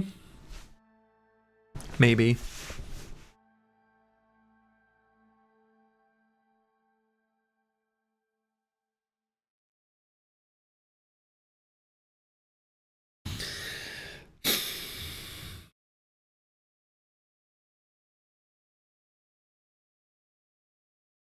Yeah, I might just take it anyway.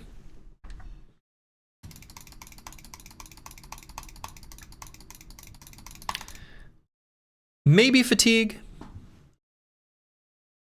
It'd be okay.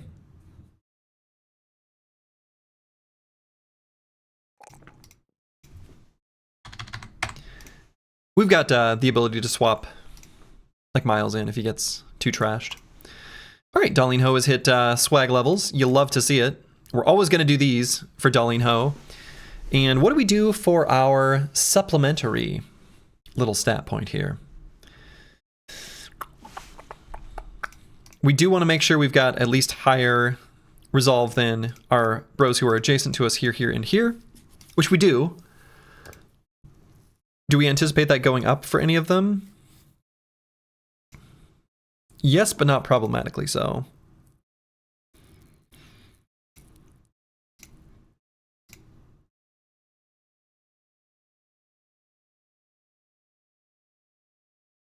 So I don't think we have to get resolve. I think we can just go with more fatigue. More fatigue equals more reaps. More reaps equals more death. More death equals more happy. That's math.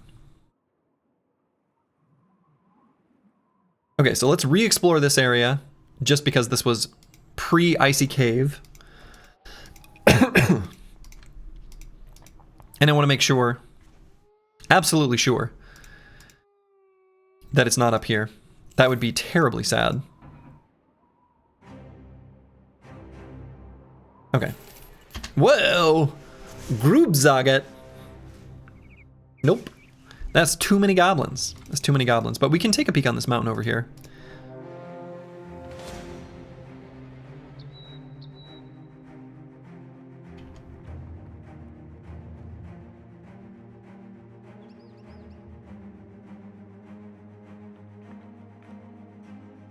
So let's head down yonder way.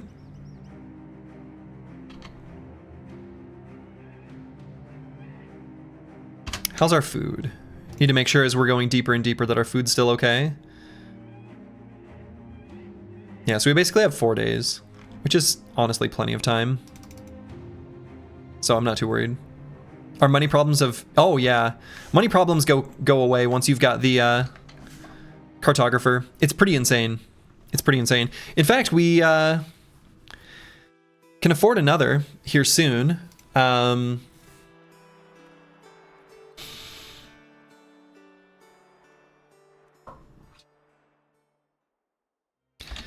Yeah, so Cook lets us go deeper into the wilderness by making the provisions last longer. Hit point recovery is also pretty legitimate and relevant. We like the Cook. We like the Cook.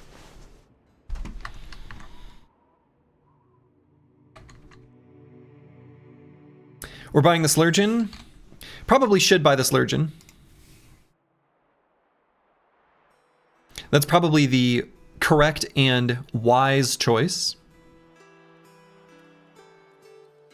RIP that on-hold party for Scout. Yeah, we only need one more fight against beasts. And the Scout's really good.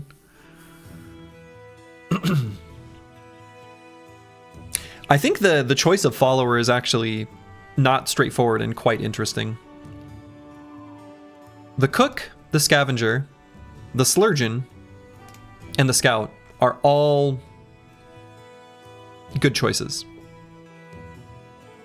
They can be the 4 that we grab in the end, but in what order? You know?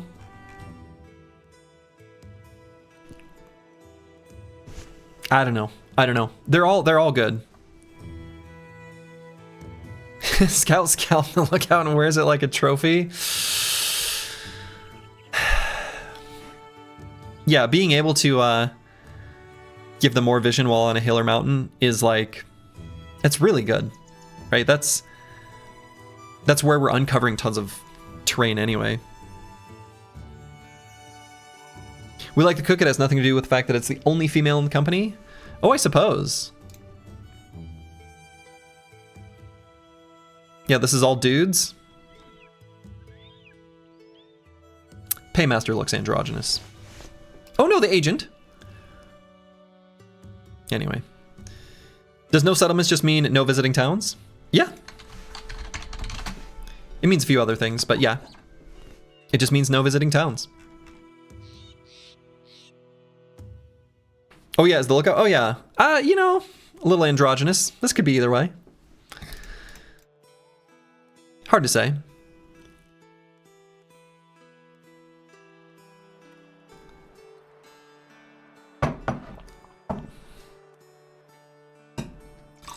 Does that mean you can't do contracts? Among other things, yes. It sure does.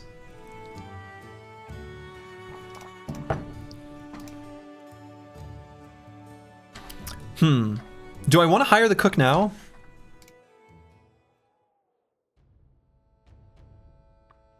My god, that looks painful? Nah. It's beautiful. And it's actually a really, really fun gameplay loop.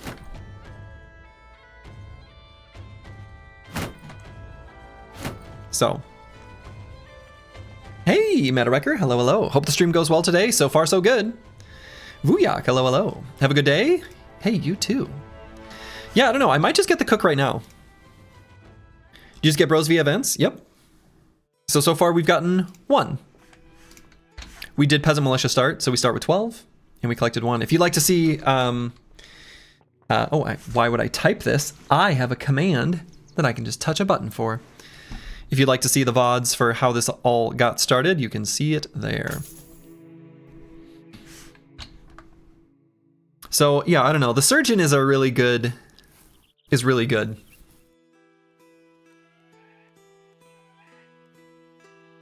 But the cook is pretty nice. Man, I don't know. I'm just gonna get the Surgeon. That feels like the responsible choice. Shit happens, right? Shit can happen. And I think just doing the Surgeon is a good choice. Cook is quality of life? Nah, it's more than quality of life. It's more than quality of life. Rule Gozix. I don't think this squad is ever going to do Goblin City. Rule Gozix being Goblin City. Do I even visit it to start the counter? I don't know that I do. Because I don't think we're going to do this legendary location in this run. Unlike the No Towns challenge that we did previously in Vanilla, where I did every single legendary location, no towns, no loss, shenanigans. In this particular one, with the modded content of Hardened, I changed it so that it's only Black Monolith that must be defeated, and is not no loss. Right? We could lose a brother and it's fine. What counter isn't all? No, right? Yeah, that's what I was just addressing. We're not going to do all legendary locations in Hardened. For one, the Beast of Beasts, the Kraken, is that fight's a bit of a mess in the mod at the moment, and I think the reality is some of these are sort of unfeasible with the sheer variance of Peasant Militia starting brothers. Whereas in Vanilla, I knew it would be possible.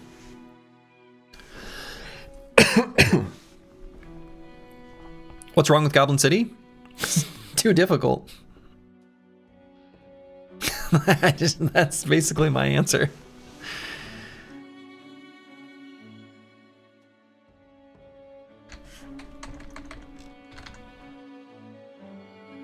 What locations will you do? The Idroct and the Artifact Reliquary? Yeah, we're definitely going to do the Idroct, we're going to do the Watermill, we're going to do the Artifact Reliquary, and we're going to do Black Monolith, of course. Why Surgeon? It's not like it ever cost us dearly not hiring him right before a fight. True, it's not like that ever happened. I don't know, I guess I can start the countdown, just in case. Maybe I do want to do it later. It's very unlikely, though. The thing is like, the reason this is such a hard fight for us is a few different changes in Hardened. One of them is enemies, when they're defending a camp, get that big boost to their vision range at night, such that doing this fight at night is no longer like great. It sort of sucks. No Pathfinder means this fight is just garbage.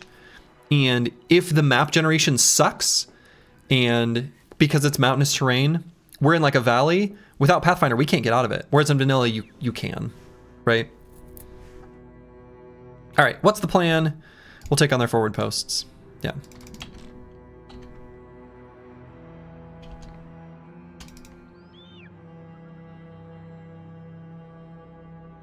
Not getting spawn trolled into Goblin City this run. Yeah, so the reason why that happened in the Win Streak series when we did the Oathtaker run was because I think or not the Oathtaker. Was it Oathtaker? Actually, that one, that's just my fault. I did it intentionally. Which run was it? Was it Northern Raiders? Might have been Northern Raiders. Anyway, it doesn't matter. Whichever run that was, where it spawned a patrol. I think it was actually spawning defenders because it assessed our party strength as too low, which is what pulled us into the fight, which sucked.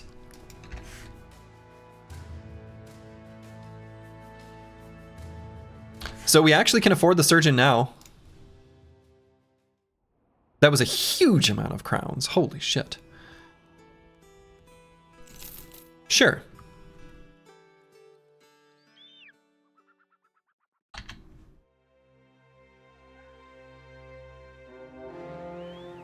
Four to 6 orcs? Okay, that's totally fine.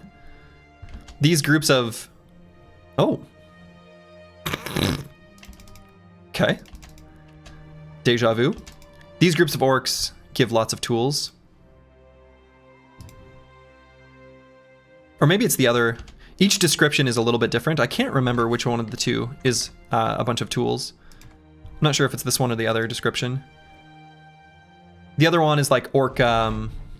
like warband or whatever. I think that might be the one that gives a bunch of tools. I think this one does not. It's still fine. Still a good fight for us.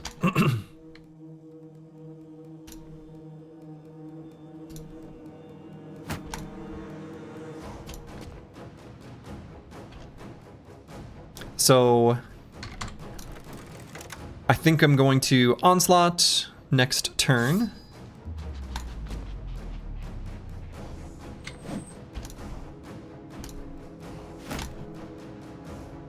And so I'm going to go ahead and do our Hold Steady on this turn. There it is.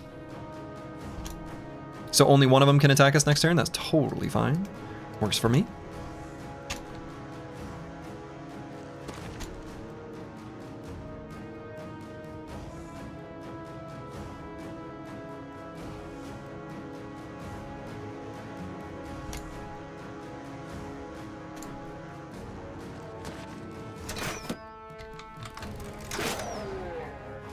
Guess that's not very good damage, huh? I always wanted to ask, in Windstreak series, you were doing starts in the inverse difficulty order? No, I just did it in top to bottom. I started at the top and then I just went down to the bottom.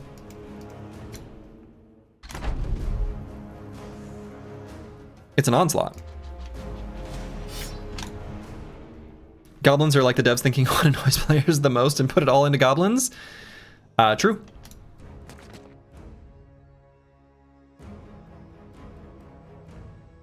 And we'll rotate the Chaucer here, but might end up rotating him back. Windstreak isn't even finished, no random origin? That's true, I did not do random origin. That's true. That's a good point. So do I put Master Maticus up here? I guess I could. It's a cute hex for him.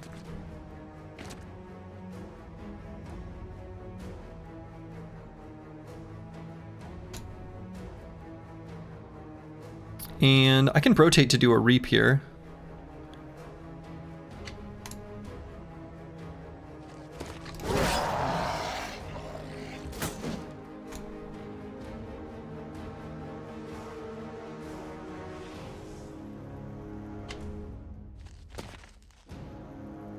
Let's aim for this guy's head. Got him. Now you'll have to play more Battle Brothers? Oh no. Oh no.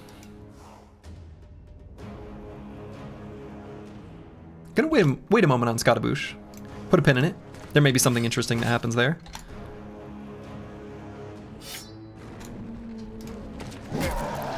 Full force.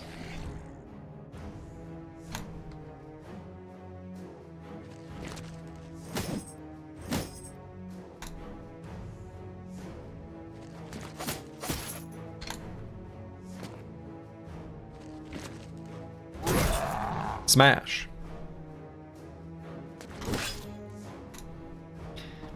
If you're doing random, you have to do Swordmaster as well to be complete. Well, that was, there is no Swordmaster in, so that was for vanilla, right? Oh, duh, I'm dumb. I was thinking, let's see, where's the ability where they just, that can't be stunned at all? Yeah, Battering Ram. I was going to say I could swap to the Spiked Bolas, and because we applied Staggered, I could stun him. I'm dumb.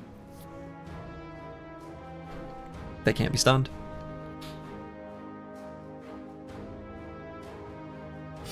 But what they can be is hit twice. Even if the second attack sort of sucks.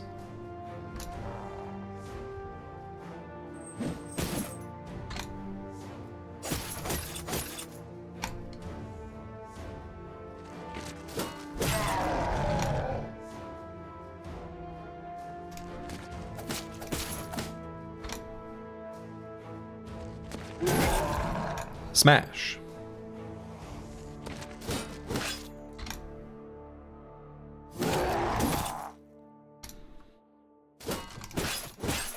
These orcs sure do have a lot of armor. Anybody else notice that?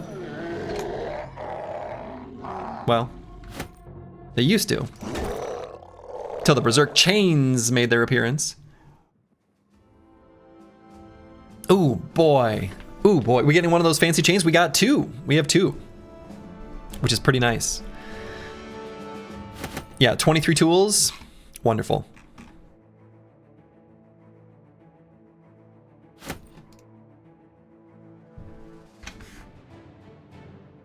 Helmfried is leveled up. And so this is going to be the level where we grab Back to Basics and then get Steel Brow and Fortified Mind. Eventually, this brother's going to be wearing a very nice and light helmet. I actually am going to have room for lots of these sort of duelist hat type of thing, which is going to be cool. Okay. So definitely grabbing the melee defense, gonna grab the range defense, and then hit points. Pretty good level up for this brother. Do you have bros for the two-handed cleaver from the Madman? And that flail from the Reliquary? Well, we've already got the cleaver from the Madman. We've already taken out the Barbarian Madman. And honestly, I never really care about this weapon, even if it rolls well. I just don't think it's very good, generally speaking. It can, if it rolls well, both in vanilla and this. But as you can see, this is garbage, and we sort of expected it to be garbage, and didn't plan to build around it, and feel justified in doing so.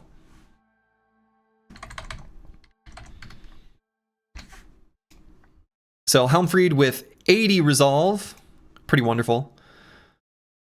Nice, big, healthy pile of hit points, and yeah, should be pretty good. So we're gonna try to get his fatigue up higher, as high as we can get it. In vanilla, do you ever use cleaver as a tempo weapon? Oh, definitely, right? I'll use anything that we find, right? And I again, like, I've used cleavers plenty in vanilla. They're fine, right? They're fine. Hey, would you look at that? Ambition completed. We're professionals. What's up with the shield in his pocket? Weird choice with dodge. The shield in his pocket is in case he gets disarmed. And what's up with dodge? He just honestly didn't have that many good options for defensive perks. That's pretty much it. And he's got like pretty high initiative, right? And he's going to be on the edge of the formation, so he's got lots of free hexes around him. It's mostly so he doesn't get hit by ranged attacks in the early parts of a battle.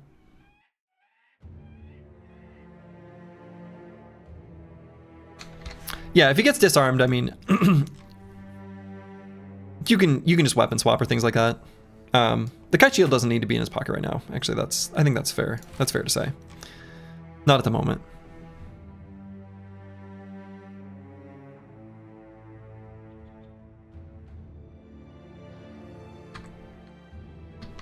All right, so this other group of orcs is here. Let's fight him. We need to make sure we find another camp sometime during this day, which shouldn't be a problem.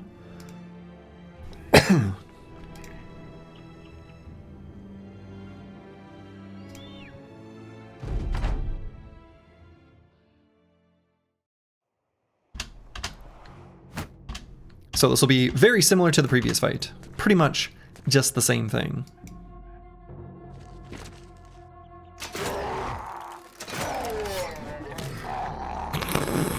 That's so crazy.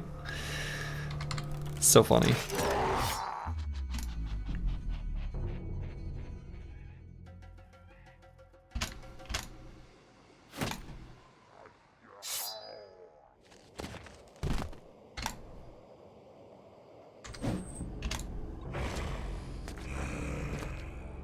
Okay.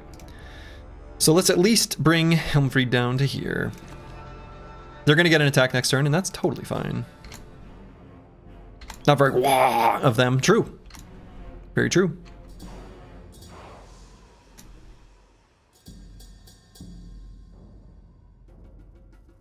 And you know, I don't want the Chaucer to be attacked by them with this deep chest cut. At least not right now. And I guess I could put Meta Wrecker here. I think that's fine. Sure.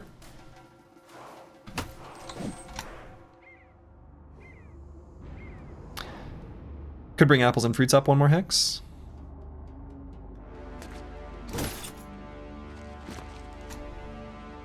So then let's riposte. It's an onslaught.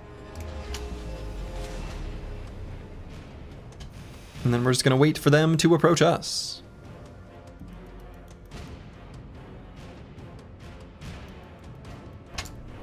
For the most part.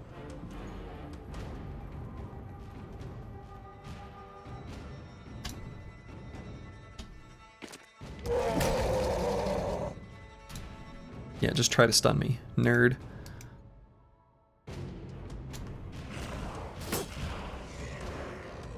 That's right, get in here. Get on in here.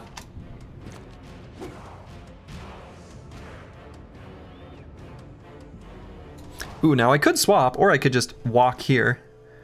And then we get to attack 2 of them through Flail Spinner. That seems better, actually. So good.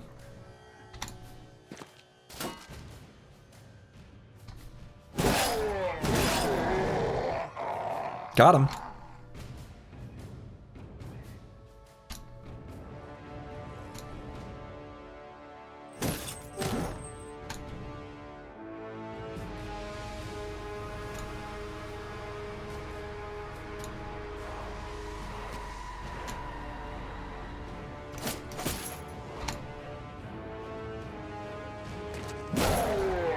Smash.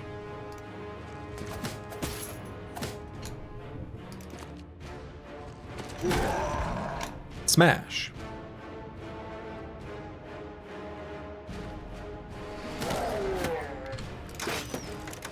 What? I missed. Seems impossible.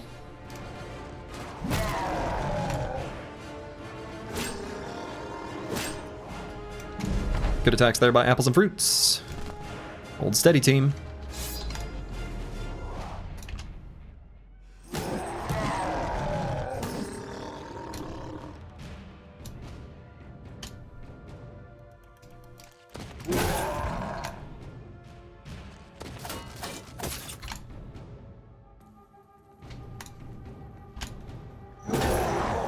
Okay, and that's the fight. Very nice. All right. 14 tools from that one, pretty nice. And I don't think, unlike the previous run, we have any room for heavy metal shields on this squad. I don't think we need them. I don't think we want to pay the fatigue cost of having to equip them. So we're gonna leave them behind. All right, Meta Wrecker. Yeah, I think we're just gonna grab one with the shield. It's a pretty good perk. Pretty good perk.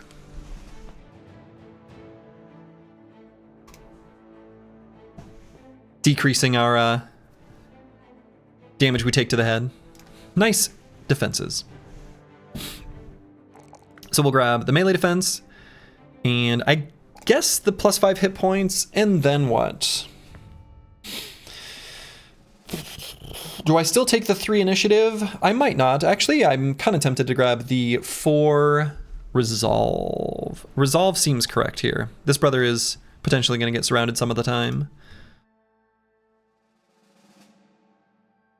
As long as his resolve is lower than Darlene Ho, which it still is. Actually, no. Actually, yes. I was going to say no because he has strength and number, and then Darlene Ho also has strength and number. It's our 2 strength and number bros. Cute.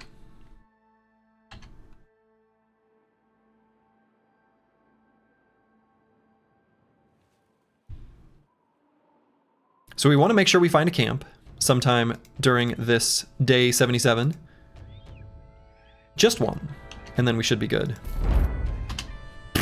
That's not a camp, that's the Ancient Temple. Cute. So Ancient Temple is where we can get our holy waters, which we will eventually grab before we do the Black Monolith.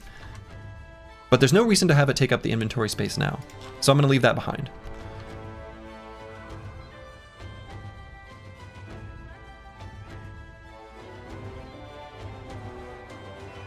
So we're going to run down to the edge of the tundra, which might be down here. Okay. And it looks like this is our event. I don't know which event this one is. Creepy. Okay, I'm going to use the restroom real quick, and then we're going to keep exploring. Be back in just a moment. Okay, I am back. So this is, I think, probably an event related to the Undead Crisis. It's not one I'm super familiar with, but I guess it's just a flavor text event. So, last event, day 77 at around 2 p.m. Yeah, no reason to take up inventory space. Proceeds to carry 15 useless items. But I like having things to look at. And I know with certainty that I'm not going to use the holy waters till the end. So, a little off topic, but do you guys know the name of the mod that lets you train other weapon specialties in Reforged? That's built into Hardened, and I don't know what the submod would be, but I suspect it might be one of Dark Souls then. Unsure.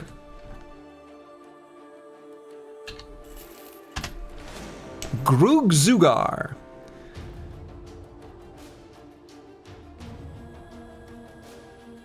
%74% chance for a named item?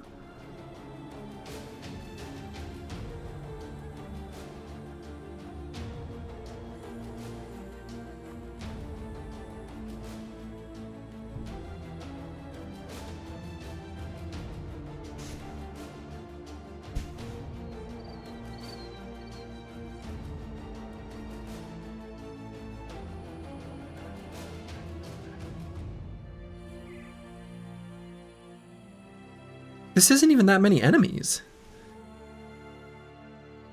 Yeah, such a small sea of tents. Now, to be fair, I think the cost of an orc warrior is higher because they are stronger. We do have the Slurgeon. It's true. Now, is this stupid? Is this a dumb fight to do? Yeah, distance from civilization is a huge factor here. It'd be nice if we had better hammers.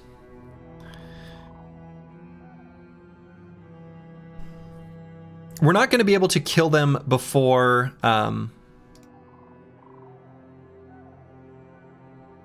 like, we're not going to have enough turns of hold steady, where at least by the end of the fight, they'd be able to push us around.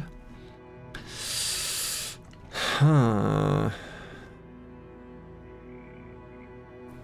I actually think this fight is probably fine.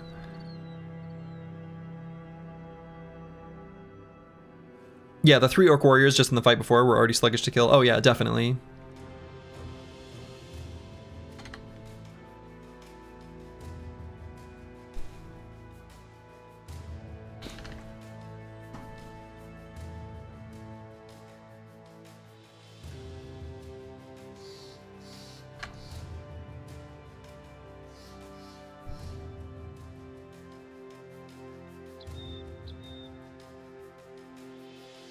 Warlords have a high chance to make things go wrong. Well, that's true. How good is our spear boy? Not very. he's basically a defensive boy. He's not like a spear bro, like a true spear bro kind of thing. Yeah, warrior weapons aren't as scary. They're gonna break our shields, which is fine.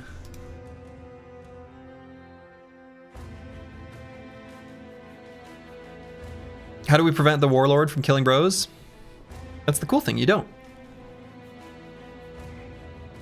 No, I don't suppose we do this fight right now. This might still be too dangerous. I think it is. I think it is. And I think I can just barely read that says, I think that's 11 to 15. So actually 14, I guess, but I don't know. It's like not that bad is the thing. It's really not that bad. 2 to 3 orc warriors, or excuse me, orc young, just to make us confident.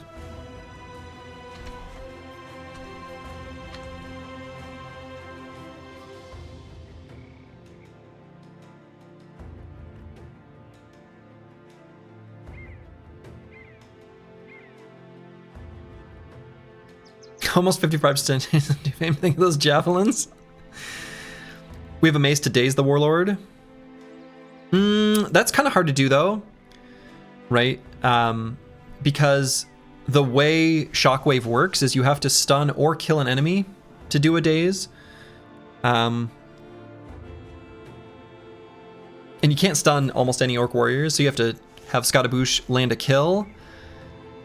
The other way we could do it is to get a headshot.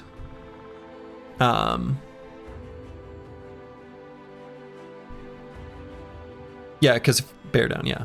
Every hit to the head will daze your target. So if Scottaboosh gets a headshot, he'll daze him.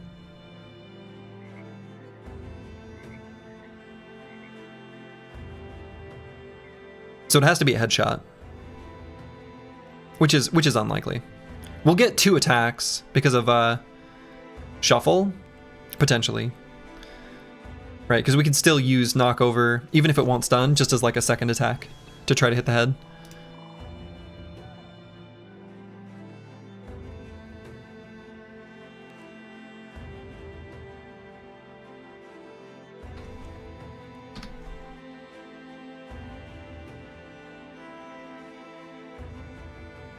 We have a 2-handed melee bunker. I mean, we do, but I don't know who would use it. Like, I don't know who we would give it to. Oh, on Scottaboosh, I suppose, yeah. But I don't really want Scottaboosh. And the problem with Scottaboosh is Scottaboosh's partner is the Chaucer, and right now, because of the Chaucer's injury, neither one of these bros are ones that I feel comfortable putting next to the Orc Warlord. I think I'm gonna hold off on this. I don't think we have quite the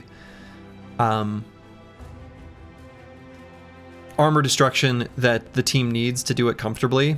I think it's just the fight will just take too long, and I think when it takes too long, the risk sort of starts to increase. I don't think we're quite there. So unfortunately, I am going to, if you can believe it, show some discretion and not take this fight, despite the fact that we have the Slurgeon. Really tall tundra. That feels like a... Yeah, maybe that's normal. Why are you always injured? I don't know. Why are you always getting hit? Don't get hit, don't get injured.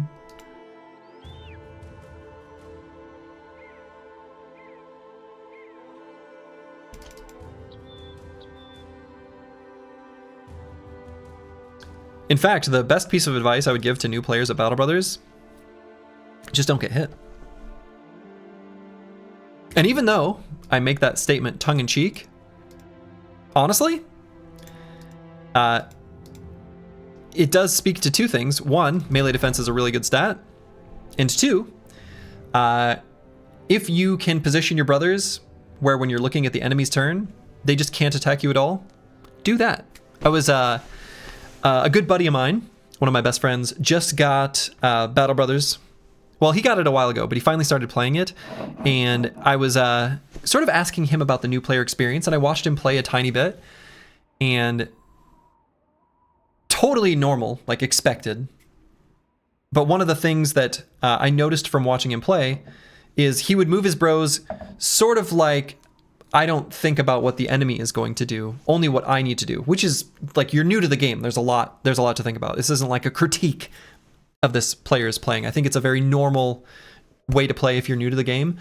But the best thing to do when you're fighting against humans is recognize they have the same limitations you do. If they have a weapon that has a 4 AP attack, like most of the one-handed weapons in the early game, basically all of them,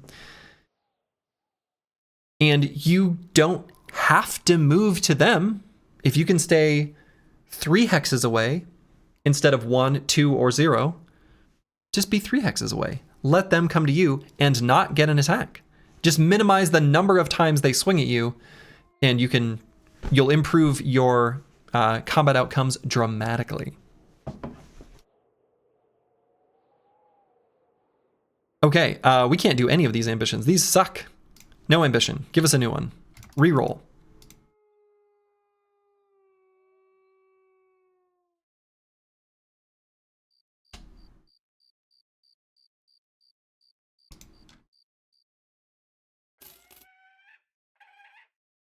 Squigs, hello, hello. Guten Morgen.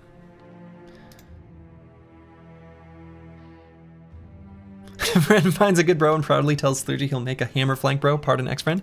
No, I think hammer flank bros are something that new players want to do. And understandably so. I understand the desire to do it. I don't think it doesn't make sense. I just think that you figure out that it's not good. At least in vanilla. Obviously, we have a hammer flank bro in this particular run. But full force changes things. Noxox. Nope. They've got a shaman, so we're not doing it. But we will peek on this mountain just to see stuff. And what will we see? We see... Whoa! Can they do that? These are like right next to each other. That feels like some sort of spawn restriction shouldn't allow that. But apparently something goofy happened. I guess, you know, the seed generation somehow created this. Friend will be entering Snipe the Necro phase soon. Yes, he will be. That's... Manifest Destiny's Child is spot on with that one. Okay, so I know we just, literally moments ago... Alright, we're still injured, right? Yeah. Just moments ago decided we're not going to do an Orc Sea Tense camp. Now this one looks similar. This one was also 11 to 15 enemies. But there's a difference here. This has more Orc Young. So if there are 4 Orc Young, let's say there's the minimal number of Orc Young.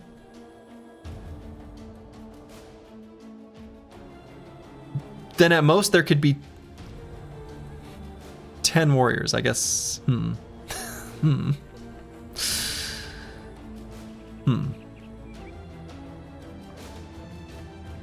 There's also less chance to get a named item.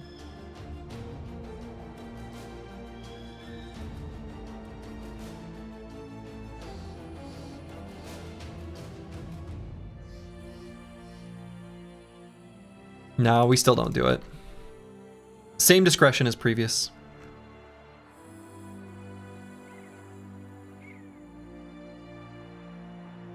Ten warriors seems insane. We just need better. We just need a better hammer or 2. And our Idjarok armor. Okay, so we've got a big mountain range sort of cutting this map in half, which is pretty annoying. Or this like tundra in half. I guess let's just stay on the side of the tundra. Ancient Dead camp at the top was kind of doable. Yeah, it was. It was very doable. And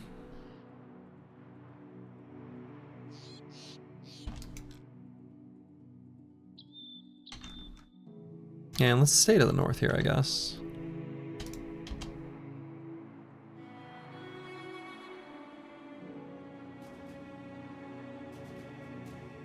You often do things that seem nuts to you? Yeah, sometimes, but not always. Sometimes it goes poorly.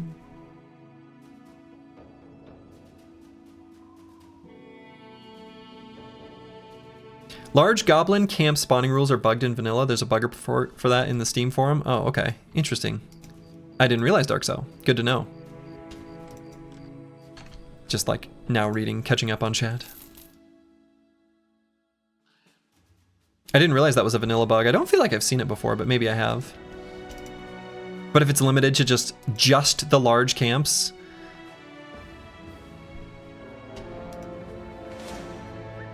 Okay, so I am leaving a little bit of tundra down here. I don't love that, but I suppose it's fine. How's our food? Ah, we need to return to civilization, like stat.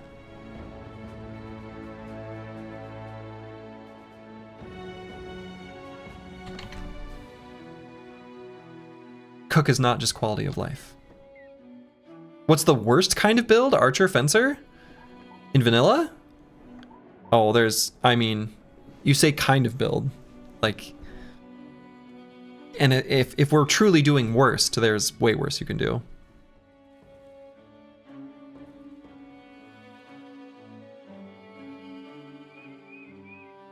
Yeah, a hybrid archer fencer. Yes, combine the two.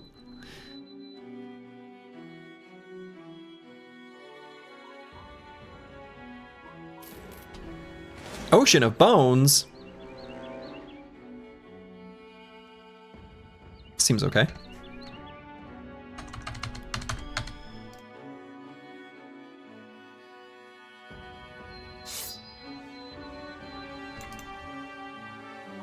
Ocean of Bones seems all right to me.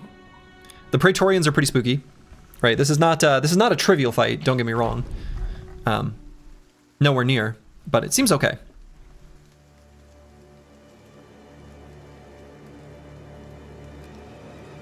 Yeah, worst build that Reddit likes is definitely Battleforged Berserk Frenzy. Reddit loves that build, and I think it's... And it's funny, because they're like, Fatigue Neutrals are a patch build, because what you really want are the Battleforged Berserk Frenzies, and it's just like... No. Alright, 18 enemies, and there's going to be Stinky Cloud.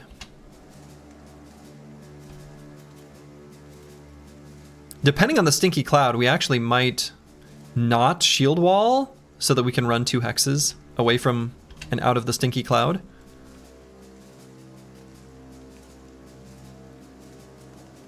It's good in vanilla if you're allowed to go into cities and hire good bros. See, not really. And the reason is that it's completely and utterly unnecessary and inefficient. Let me put it a different way. If you have a brother whose purpose is to do offensive stuff,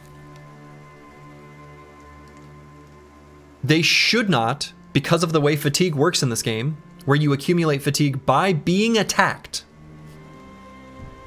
right? The fact that you accumulate fatigue just simply from being attacked means that why are you building a bro who's designed to be attacked based on their armor, but doesn't have the fatigue to support, like, damage skills? Like, you would just rather make them nimble. It really doesn't make sense. Like, even in a perfect world,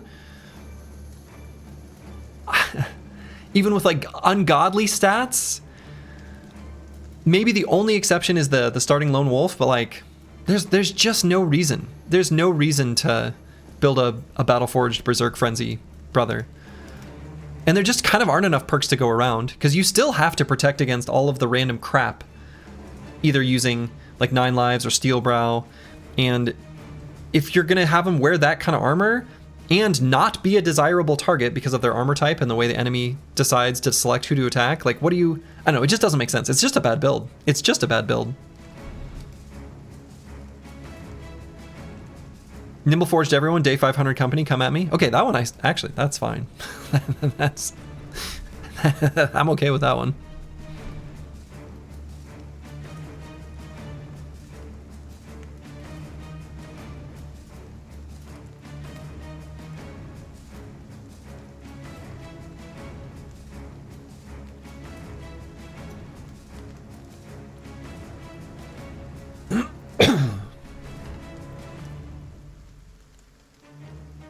Okay, I'm gonna move Helmfried back here.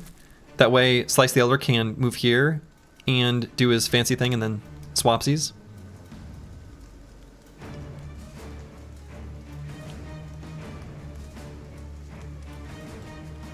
So we're gonna move out of the Stinky Cloud.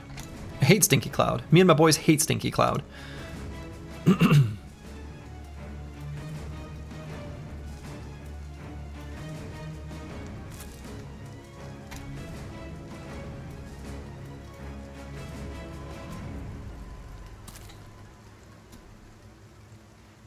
To be clear, it's Battleforged that is bad in Zerk builds. Yeah, I'm not a Berserk / Frenzy hater. Just in general, I think they're fine. Those are fine perks, and they don't have to go together. You can choose one and not the other.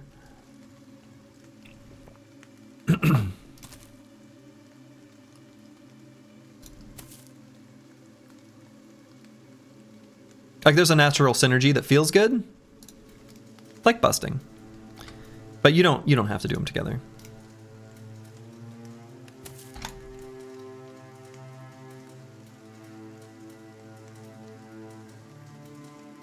And do I still make next turn the onslaught turn? I might.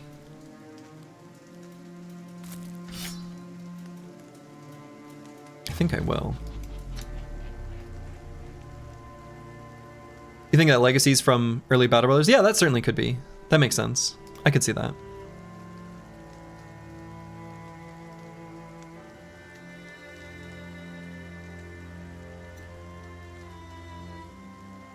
Oh, I think I sort of screwed this up a tiny bit. Unless I just have Miles do... Actually, we could leave him here. I think that's totally fine.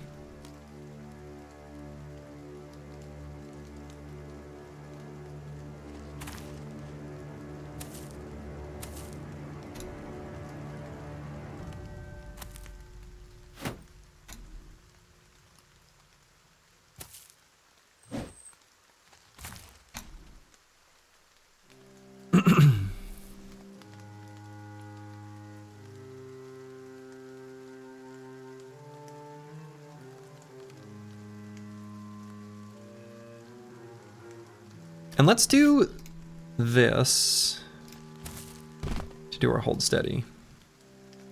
Meta-Wrecker's fast. He'll be able to back up.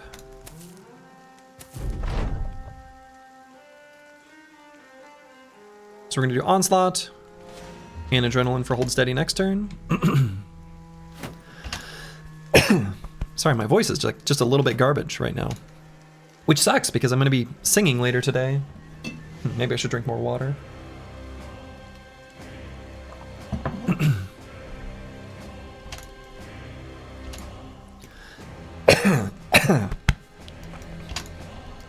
I'm dying over here, like I'm in Stinky Cloud.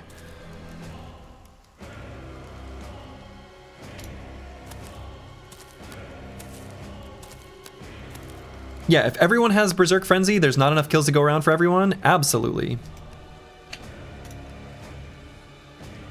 A real role player? A real role player. That's right. I hate that they're all like 1 hex away from me. Why are they gonna be like that? It sucks.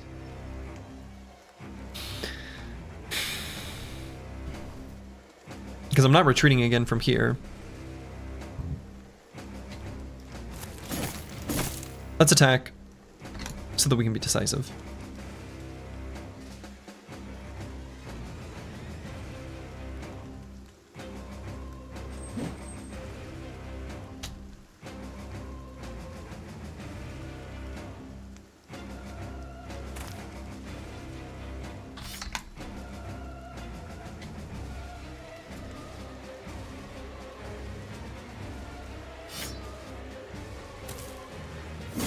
Full force. You can warm up your voice by singing all your potential moves now. You'll be in great shape for later. All my potential moves. Does singing involve moves? Am I doing it wrong?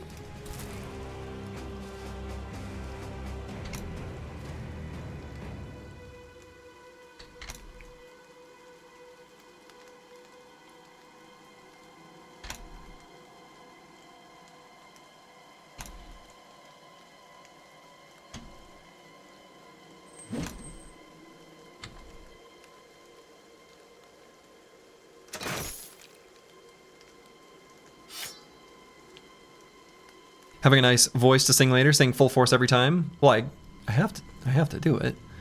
It's the correct thing to do.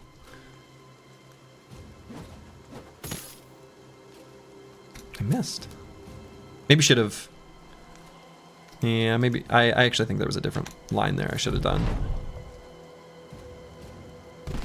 All right, we'll re-up hold steady. Kind of did it previously as a mistake.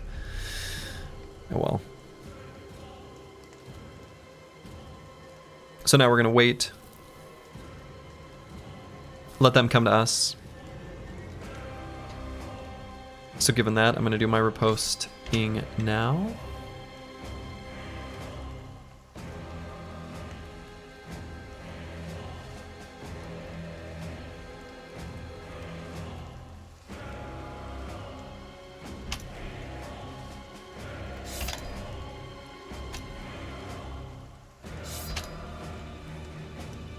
Oh, do I lose my decisive stacks? I guess. No.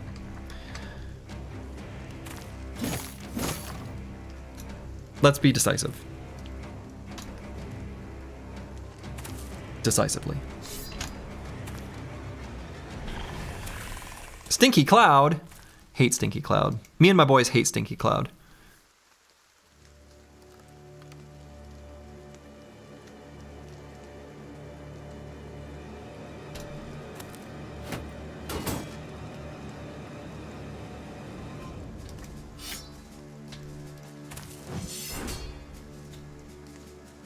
Excuse me? Rolled 100?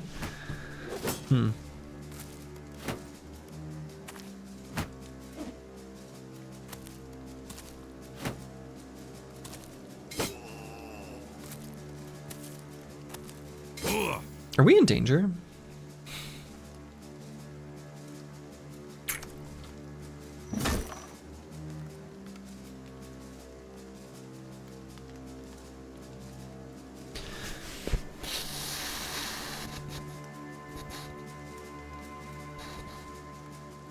Actually, I just realized, I think, check this out.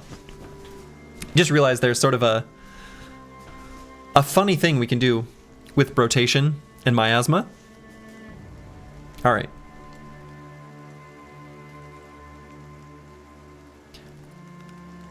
So we're going to do Whirling Death. We're going to reactivate it. Or not. I guess I don't have to. Let's not do it yet. But we're going to shuffle and end turn, and we're ending our turn out of the miasma. No damage taken. Plague Bird. Just gonna swap him right back in. No damage taken. Boom!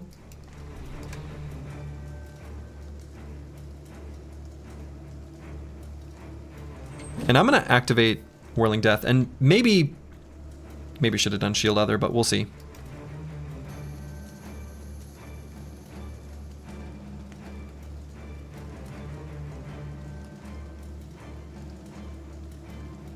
And the Chaucer can't stay here for too long.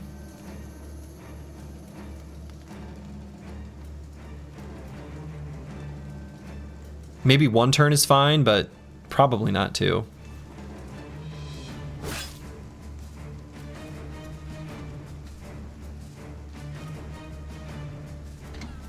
That's too much damage.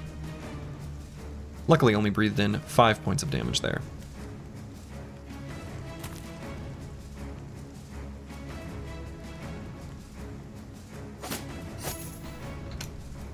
Pretty terrible damage.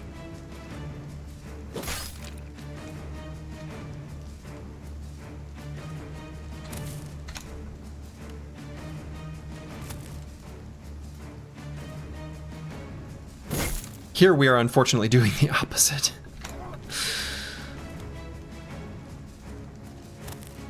Win some, you lose some.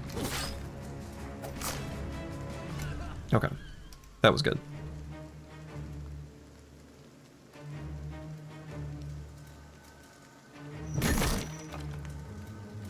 That was good.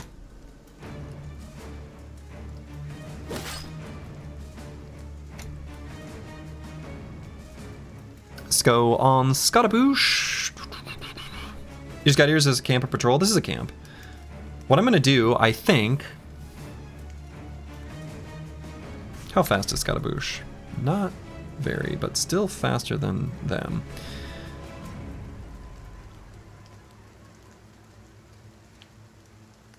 We're gonna do that.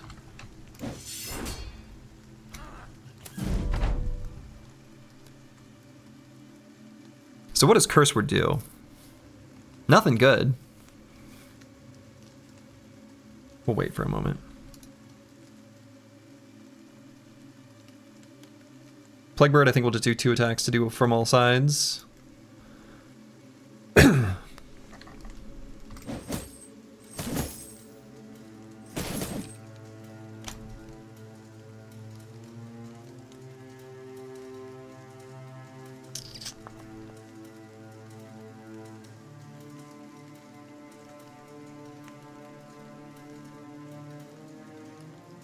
And Menwrecker, I'm gonna wait for a moment.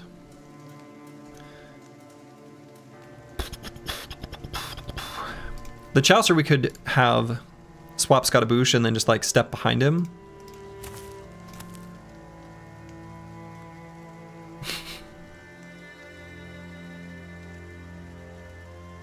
And we'll end his turn.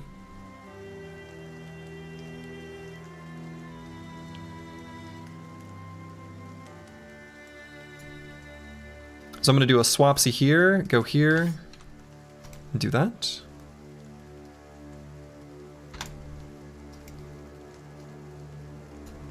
I guess I could take Dr. Vishnevsky and...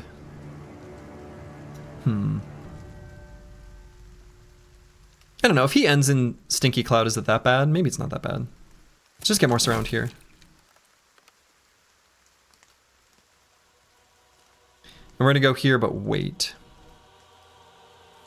No, we'll end turn.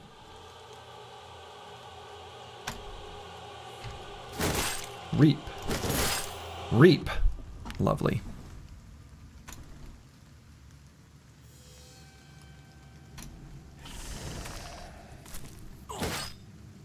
More Stinky Cloud.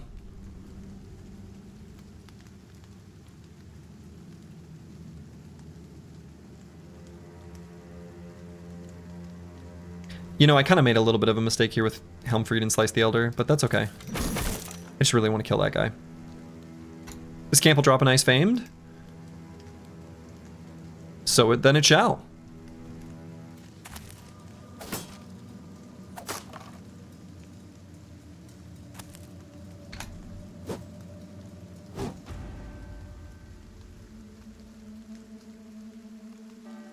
Could put Miles here and then just swap with Plaguebird. It's gonna be a really good attack.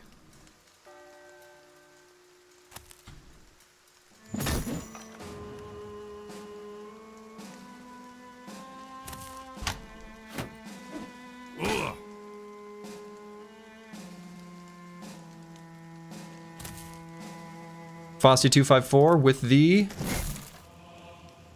big ol' shatter.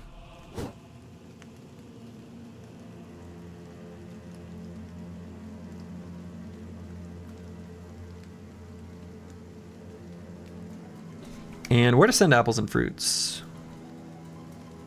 If we go here, we get 2 attacks. We lost our shield wall just from not being adjacent to allies, but I think that's fine. Let's just go here.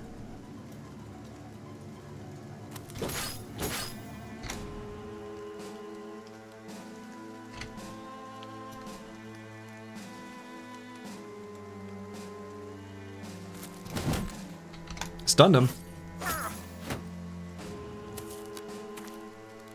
Okay, so we used our anticipation stacks there on Slice the Elder.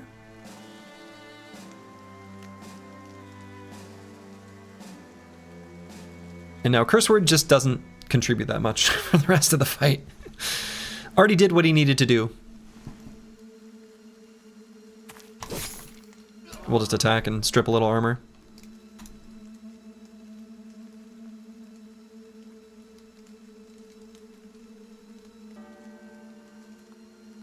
And Plaguebird's fast, right? Yeah, Plaguebird's very fast. So let's make sure Miles doesn't take the miasma damage.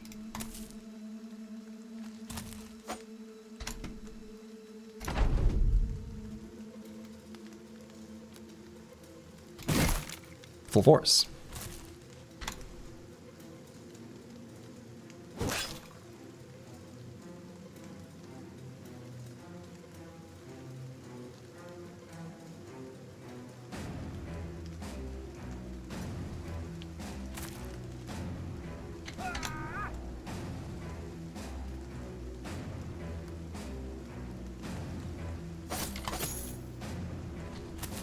Do those attacks now.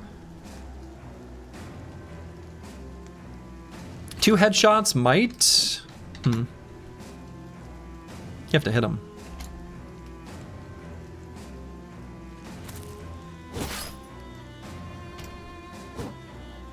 Boo.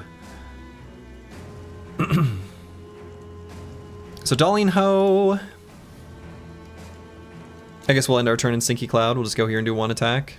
Feels a little meh. But if it's a kill, it's a kill. And I'm going to go here and end turn so that we're not in Stinky Cloud.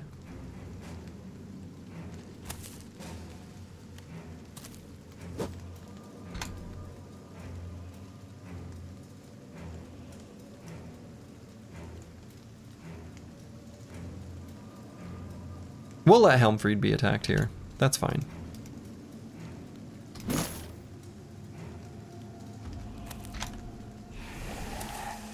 So much Stinky Cloud. Hate it. Stinks. It's cloud. Stinky Cloud. Ooh, lucky! I will say, that's very satisfying.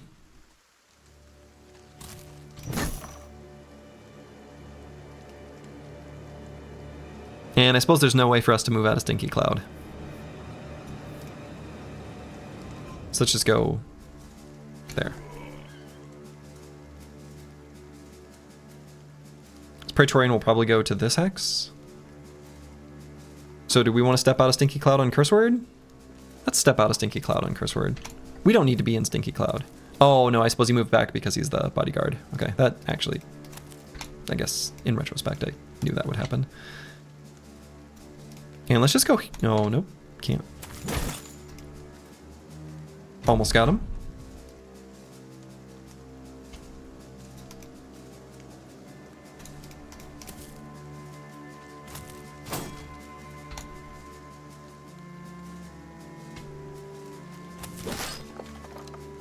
Got him.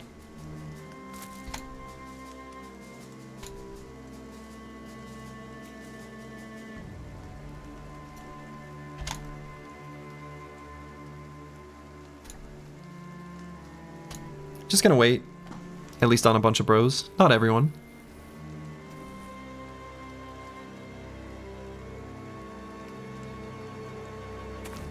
Step out of Stinky Cloud on apples and fruits.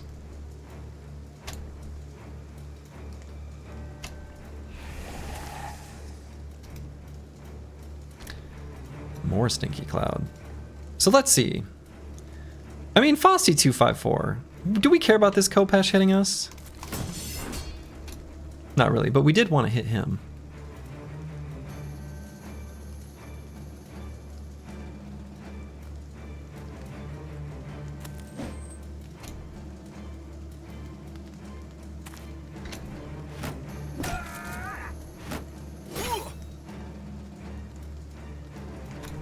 Chill, dude.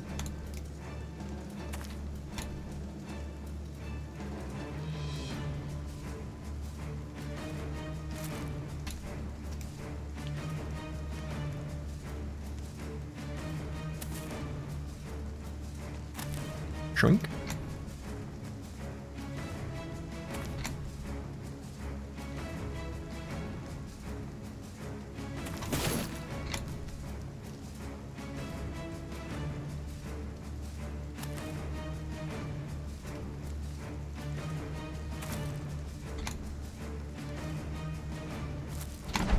Okay.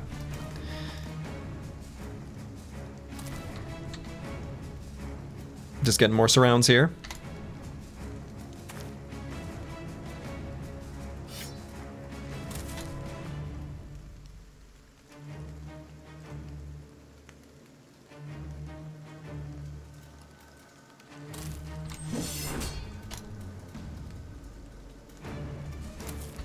The Chalicer will move one hex, because that's all he can do.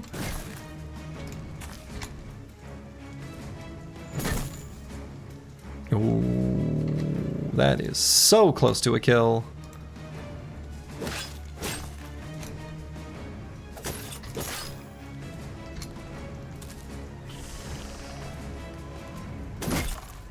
Full force.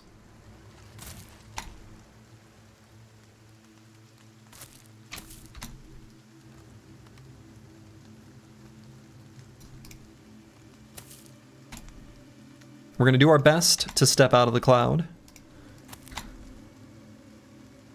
As much as and wherever we can. But not everyone will be able to.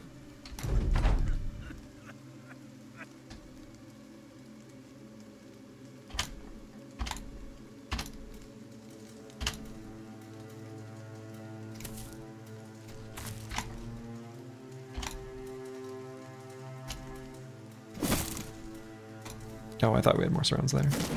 Okay, very nice. That went pretty well overall.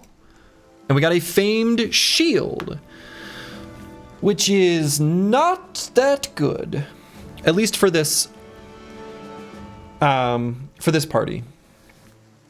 Its best use is as a pocket shield. The best utility this provides us is a pocket shield, which it's got the right stats for that, right? So being lighter and having the shield skills building up less fatigue is what we would want out of a pocket shield on someone. So that might have a home on the squad, but it's not a particularly exciting named item for us.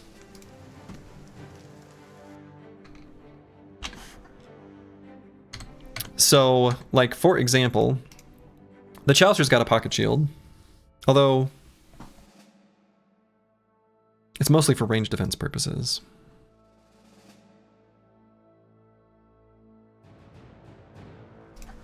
Master Maticus, I mean, could use it, and in fact, it could be a pocket shield for him in case this one gets destroyed. Where's our shield? Did I not grab it? Oh my god.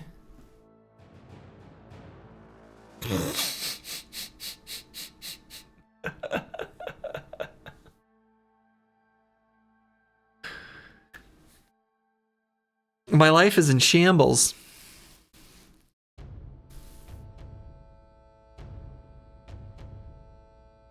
My life is in shambles. Are you new to Battle Brothers? Oh no. No!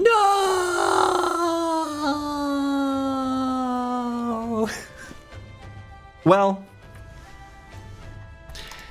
as previously stated, it wasn't that good anyway. Disaster. This streamer is always finding new ways to challenge himself. All right, I'm gonna go to the bathroom. That's my cue. I'll be back in a second. Okay, I am back. Had to go wipe the tears from my brow. Like, Slice the Elder has a pocket shield. Actually, he doesn't need a pocket shield anymore.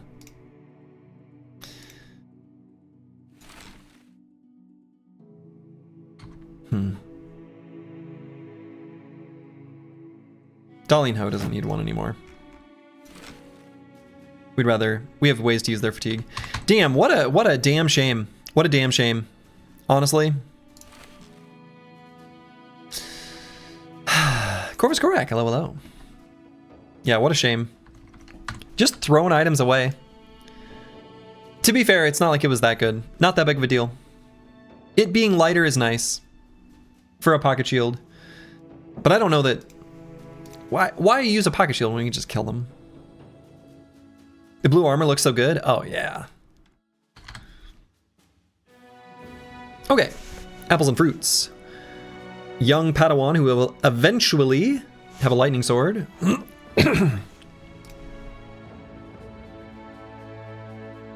Let's give him exploit opening, I suppose.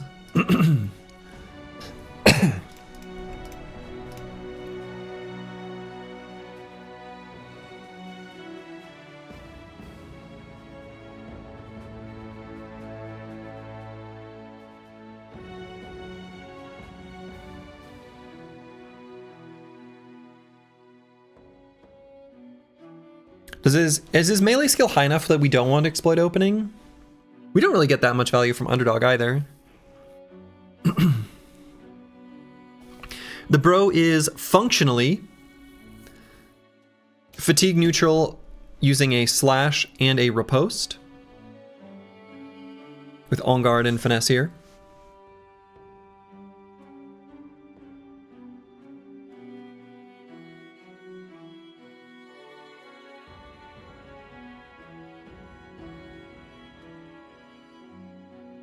Riposte already gives +10. Yeah, it does. Could swing back and still grab Battle Flow, since we're going to be in range of Darlene Ho's Inspiring Presence. Maybe that is the pick.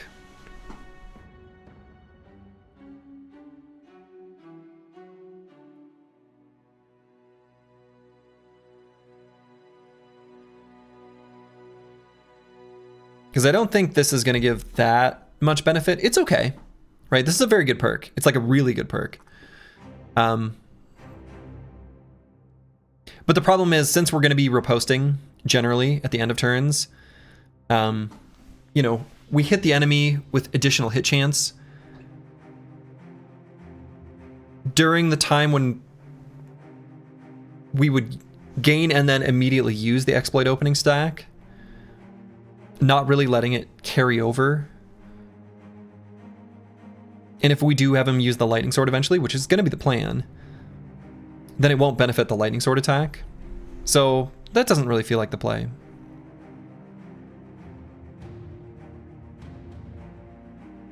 Yeah, I agree, Rufin. I think it's a really insanely good perk with the way I used it in the last attempt, but like insane value that it provided, completely outrageous. But in this, with this situation, it's okay. Will he ever use a shield? Oh, he'll always use a shield. He will always use a shield.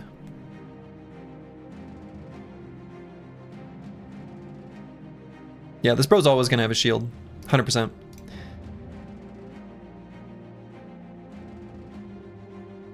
No, I don't know. I'm kind of into battle flow. I think it's okay.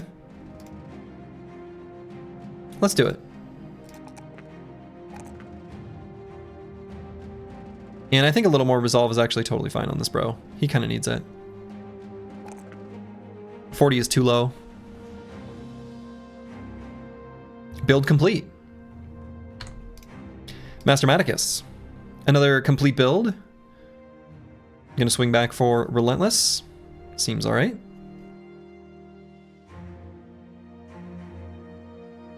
How low did his attack start with? He's at 73 attack with at 11 with 2 stars. I don't know, I don't remember. I think he rolled a lot of +3s despite the 2 talent stars. Or like +2s, right? Which you can still do in Hardened. So let's grab Relentless here on Master Maticus. And we'll grab the hit points 100%. Melee defense 100%. And I guess the melee skill is fine. He's going to be fatigue neutral, riposte. That's it. He stands there and he does riposte on the edge of the formation, regenerating hit points. And taking less damage.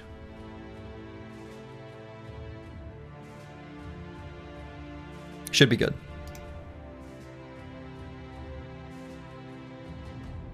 Did you go Relentless / Flexible on the Idrok hat, bro, just to protect the head / helm?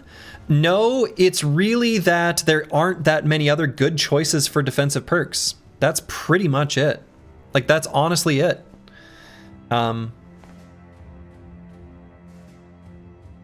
It's also just a little bit of dodge value, because he's not always going to be like completely surrounded, right? That's pretty much it. And it's also to protect the body armor, because I think we can wear something like a little bit heavier, and it's okay. Just because his hit points aren't super high.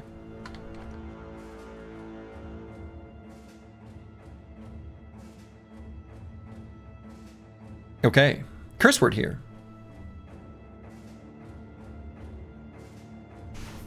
I think curse word is interesting in that I'm not necessarily committed to fruits of labor here.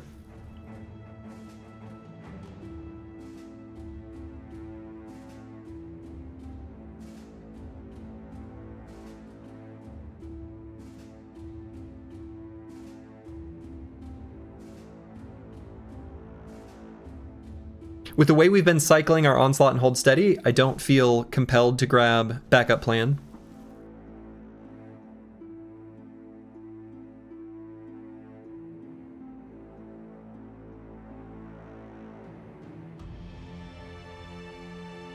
We can wear heavier armor than what we've got on right now. We've been able to afford Onslaught and Hold Steady just fine.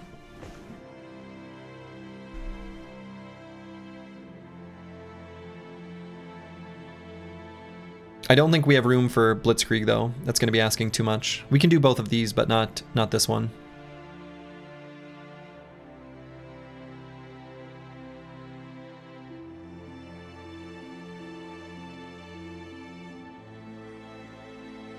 Good to Go really doesn't do that much for us, or Ready to Go rather. Avoiding Blitzkrieg like the plague, it just doesn't, it's just not that good. Like, I don't know, it's just not that good. Like, it's okay, and we can't afford it on the turn when we'd want to use it. So like, it's just, there's no point.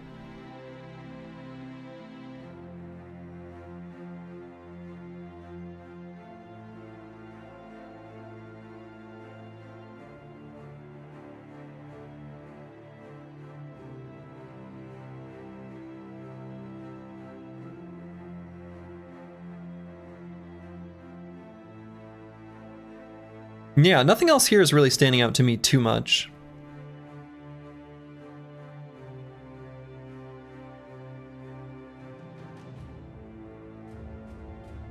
Pretty much nothing.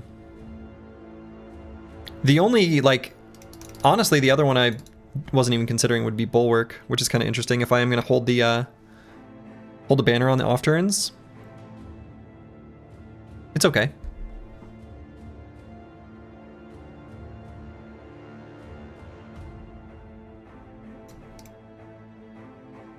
Because we're going to wear heavier armor than this eventually. But not like crazy heavy. Right, he'll wear like true medium armor. I think will be the plan.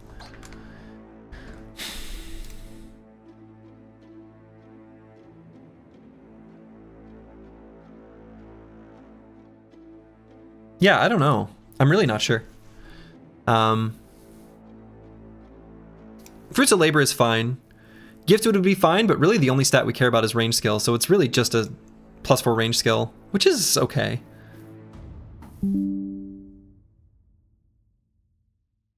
Oh, got a text message I need to reply to.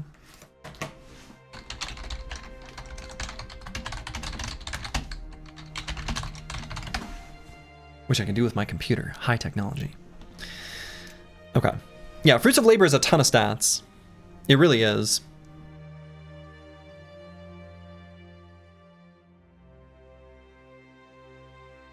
Yeah, Fruits is just an absolute monstrous amount of stats. It really is. It's kind of not all that necessary.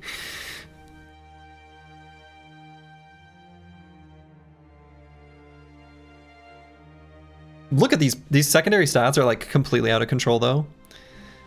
And this is actually 148. Crazy.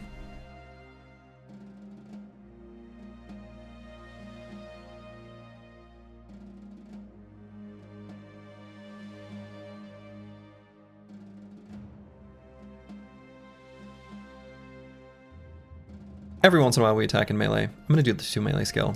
And I'm gonna grab Fruits. I think Fruits is fine. It's an absolute monstrous amount of stats. It's okay. Pick Blitzy and My Life is Yours. I guess I'll have to know what it's like to not have your life be mine. Alright, Scottaboosh. We're gonna grab these 2 for sure. And what else?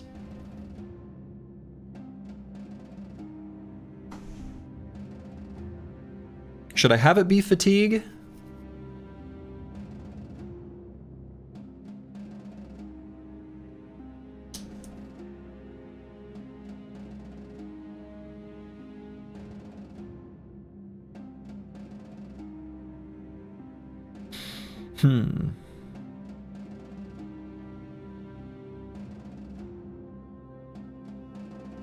Could also be convinced to just like slowly plonk up melee defense.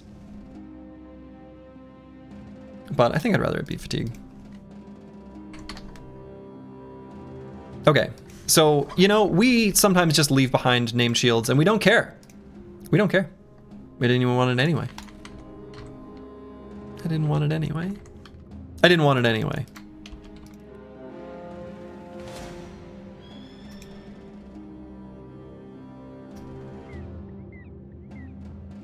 Okay, so we gotta continue our beeline towards civilization because our cured venison is gonna go bad at the end of the day.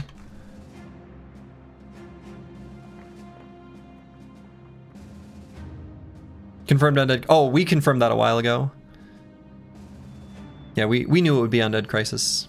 We saw one of these mixed armies a little while ago. We'll take a quick peek on this mountain. Just a quick little baby peek before it becomes too dark. And we did not find the Ajurok. Not yet.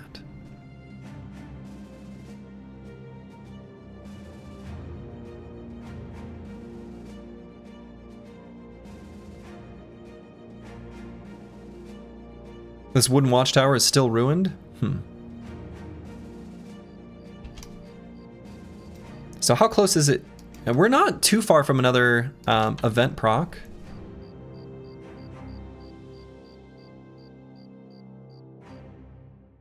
Right, because it's day 79. Last event was day 77. We need to find at least a source of food, though.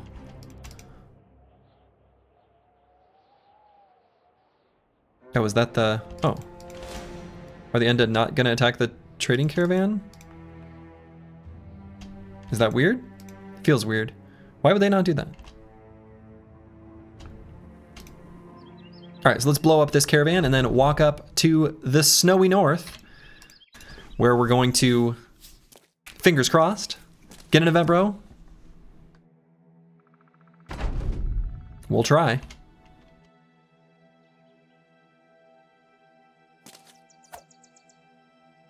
Cute.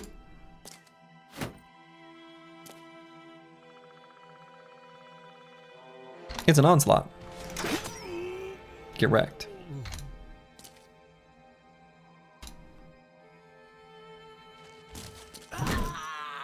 Get wrecked.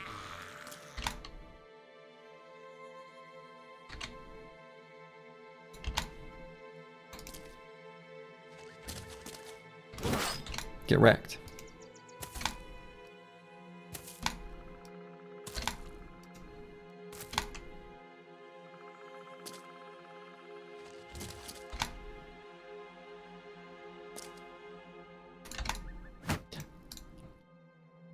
Saw a Swordmaster and just straight up charged him with a butter knife. I know, they're very brave. They're very brave. Full force. So what's this caravan hand gonna do? Which way is he gonna go? That way. You've gotta admire their commitment, right? Like,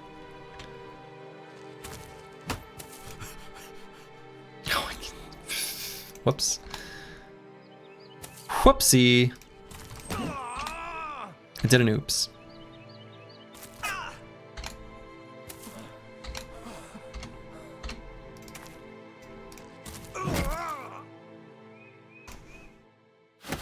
Alright, so let's grab all this food, including the strange meat.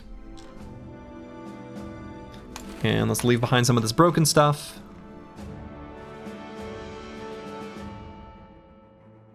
And let's grab the extra bandage. Hey, our injury went away, finally. No deep chest cut on the Chaucer. So the fastest place we can return to a snowy road is up here.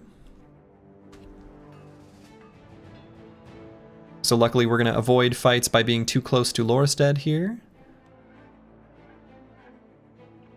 Or stop events. Is that what I said? Or did I say stop fights? I don't remember what I said. And I think this type of tile counts as tundra. When it looks like a mix, it's actually tundra.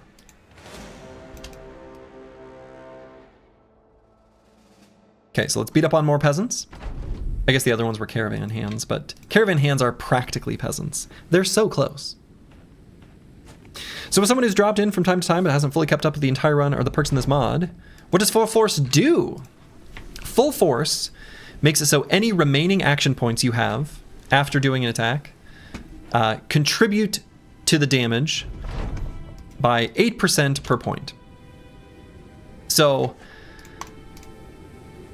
I'll just read it. I think it's worth doing.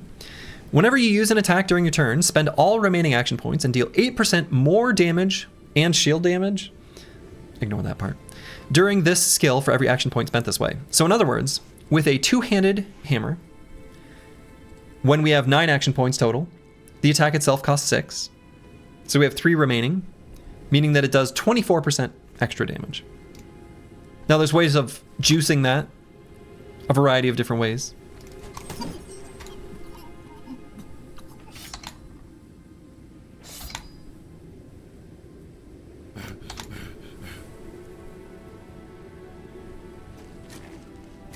But that's the gist.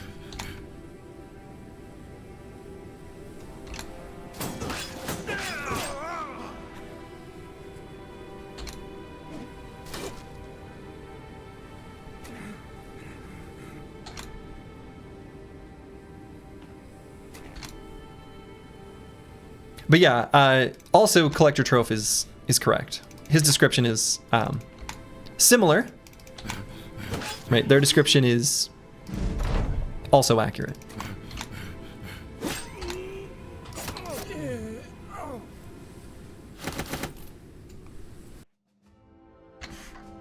Okay, so what is our chance for an event bro here? Thanks to MetaWreckers mod, we can check.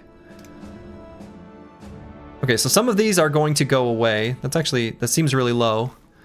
But some things are going to be out of the event pool because they're like related to the fact that we just ended a fight. But only a chance of 5.48. Actually not that good. Whoops. Can we sort by score? I don't know, can we? Oops. Nope, no sorting.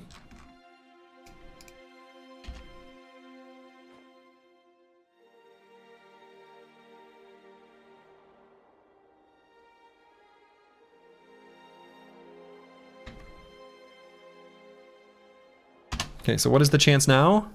Still the same. I suppose there's new ones being added because of the event, or excuse me, the crisis. It doesn't really look like that much. Oh, crisis event, which is called crisis event. Score of 80. Oh wow, that's really contributing to it. Okay. Yeah, that crisis event being present is huge. Well, let's see.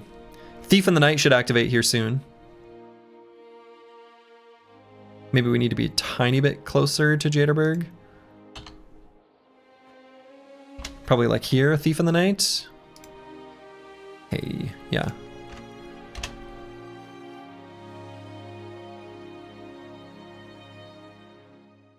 So pretty good chance right now.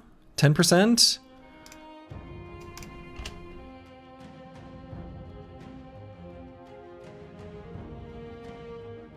Event? Hello? Event?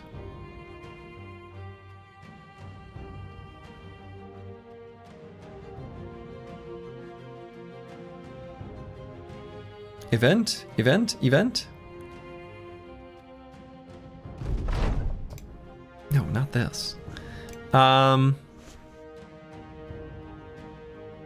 we'll do this one.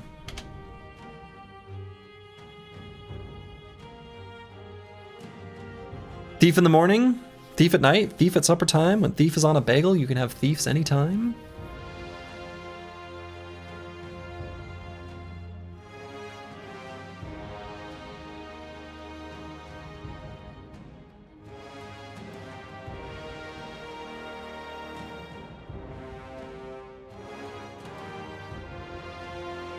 Come on. Event, please. Event, hello. You know, it's funny, every time we're not fishing for events, I feel like they happen at like exactly 2.5 days, like the minimum cooldown possible, but when we're fishing for them, they take like 5. Okay, I think this must be, I don't recognize this, so I'm guessing this is the crisis-related event. Disaster. I think especially because it says that's concerning. Yeah, crisis undead warning. Yeah, that's the one that just fired.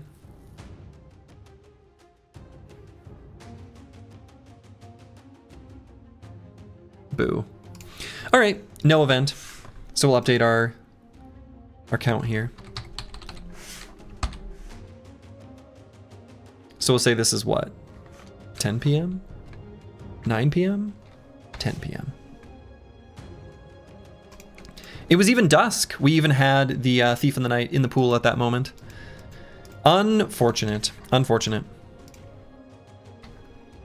So we'll just raid a few caravans. Do we even need the count on screen if we have the event mod taking track of them now? Well, so the reason, I mean, the reason we have the thing on screen is just to, oh, I guess that's true. You're right. We could go here and check. Right, I could go to on cooldown.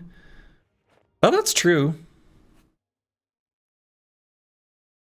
Nah, whatever. I'll leave it on screen, but you're right. You're right, Choppy Cat. We do have that information basically available right here.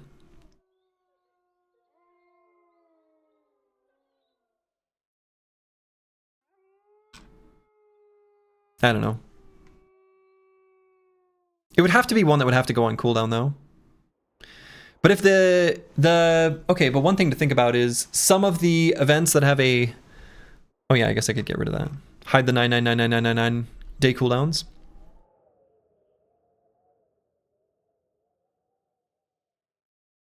Yeah, I mean, that's true. Though I don't know why we don't see the ones that fired before day 20. Oh, because they're not on cooldown anymore. That's why. Duh.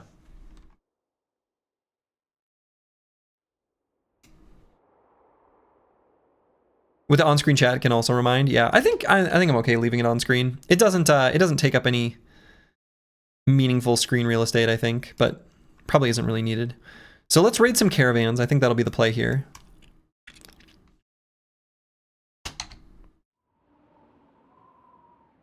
Next adventure into the tundra, I suppose. I mean, there's some sections here that we've not discovered, but it could be off this way too. I feel like that would be fine. We're gonna be looking for the Idrok. Okay. And that is gonna be a snack for tomorrow's Slurgy. I'm calling it a little bit early today because I've got, gonna eat some food, make sure I'm ready for when my friend comes over, and we're gonna do a bunch of singing, practicing for our performance in April. Gonna be playing and singing some music, the songs of Supergiant Games at VGMCon in Minneapolis. Should be a lot of fun. But that's where I'm gonna call it. I'm gonna say, oh my goodness. I don't think he's very good at the game, having watched it a little bit. But there's an old Mario Maker streamer I used to watch who's playing some Battle Brothers, Barbarous King. I'll send you guys over there. He's still new to the game, so be kind. And that's gonna be where I'm gonna call it. I will be back to streaming tomorrow evening. And looking forward to our continued adventures. And so until next time, this is The Run. Make it a good one. Ta-ta.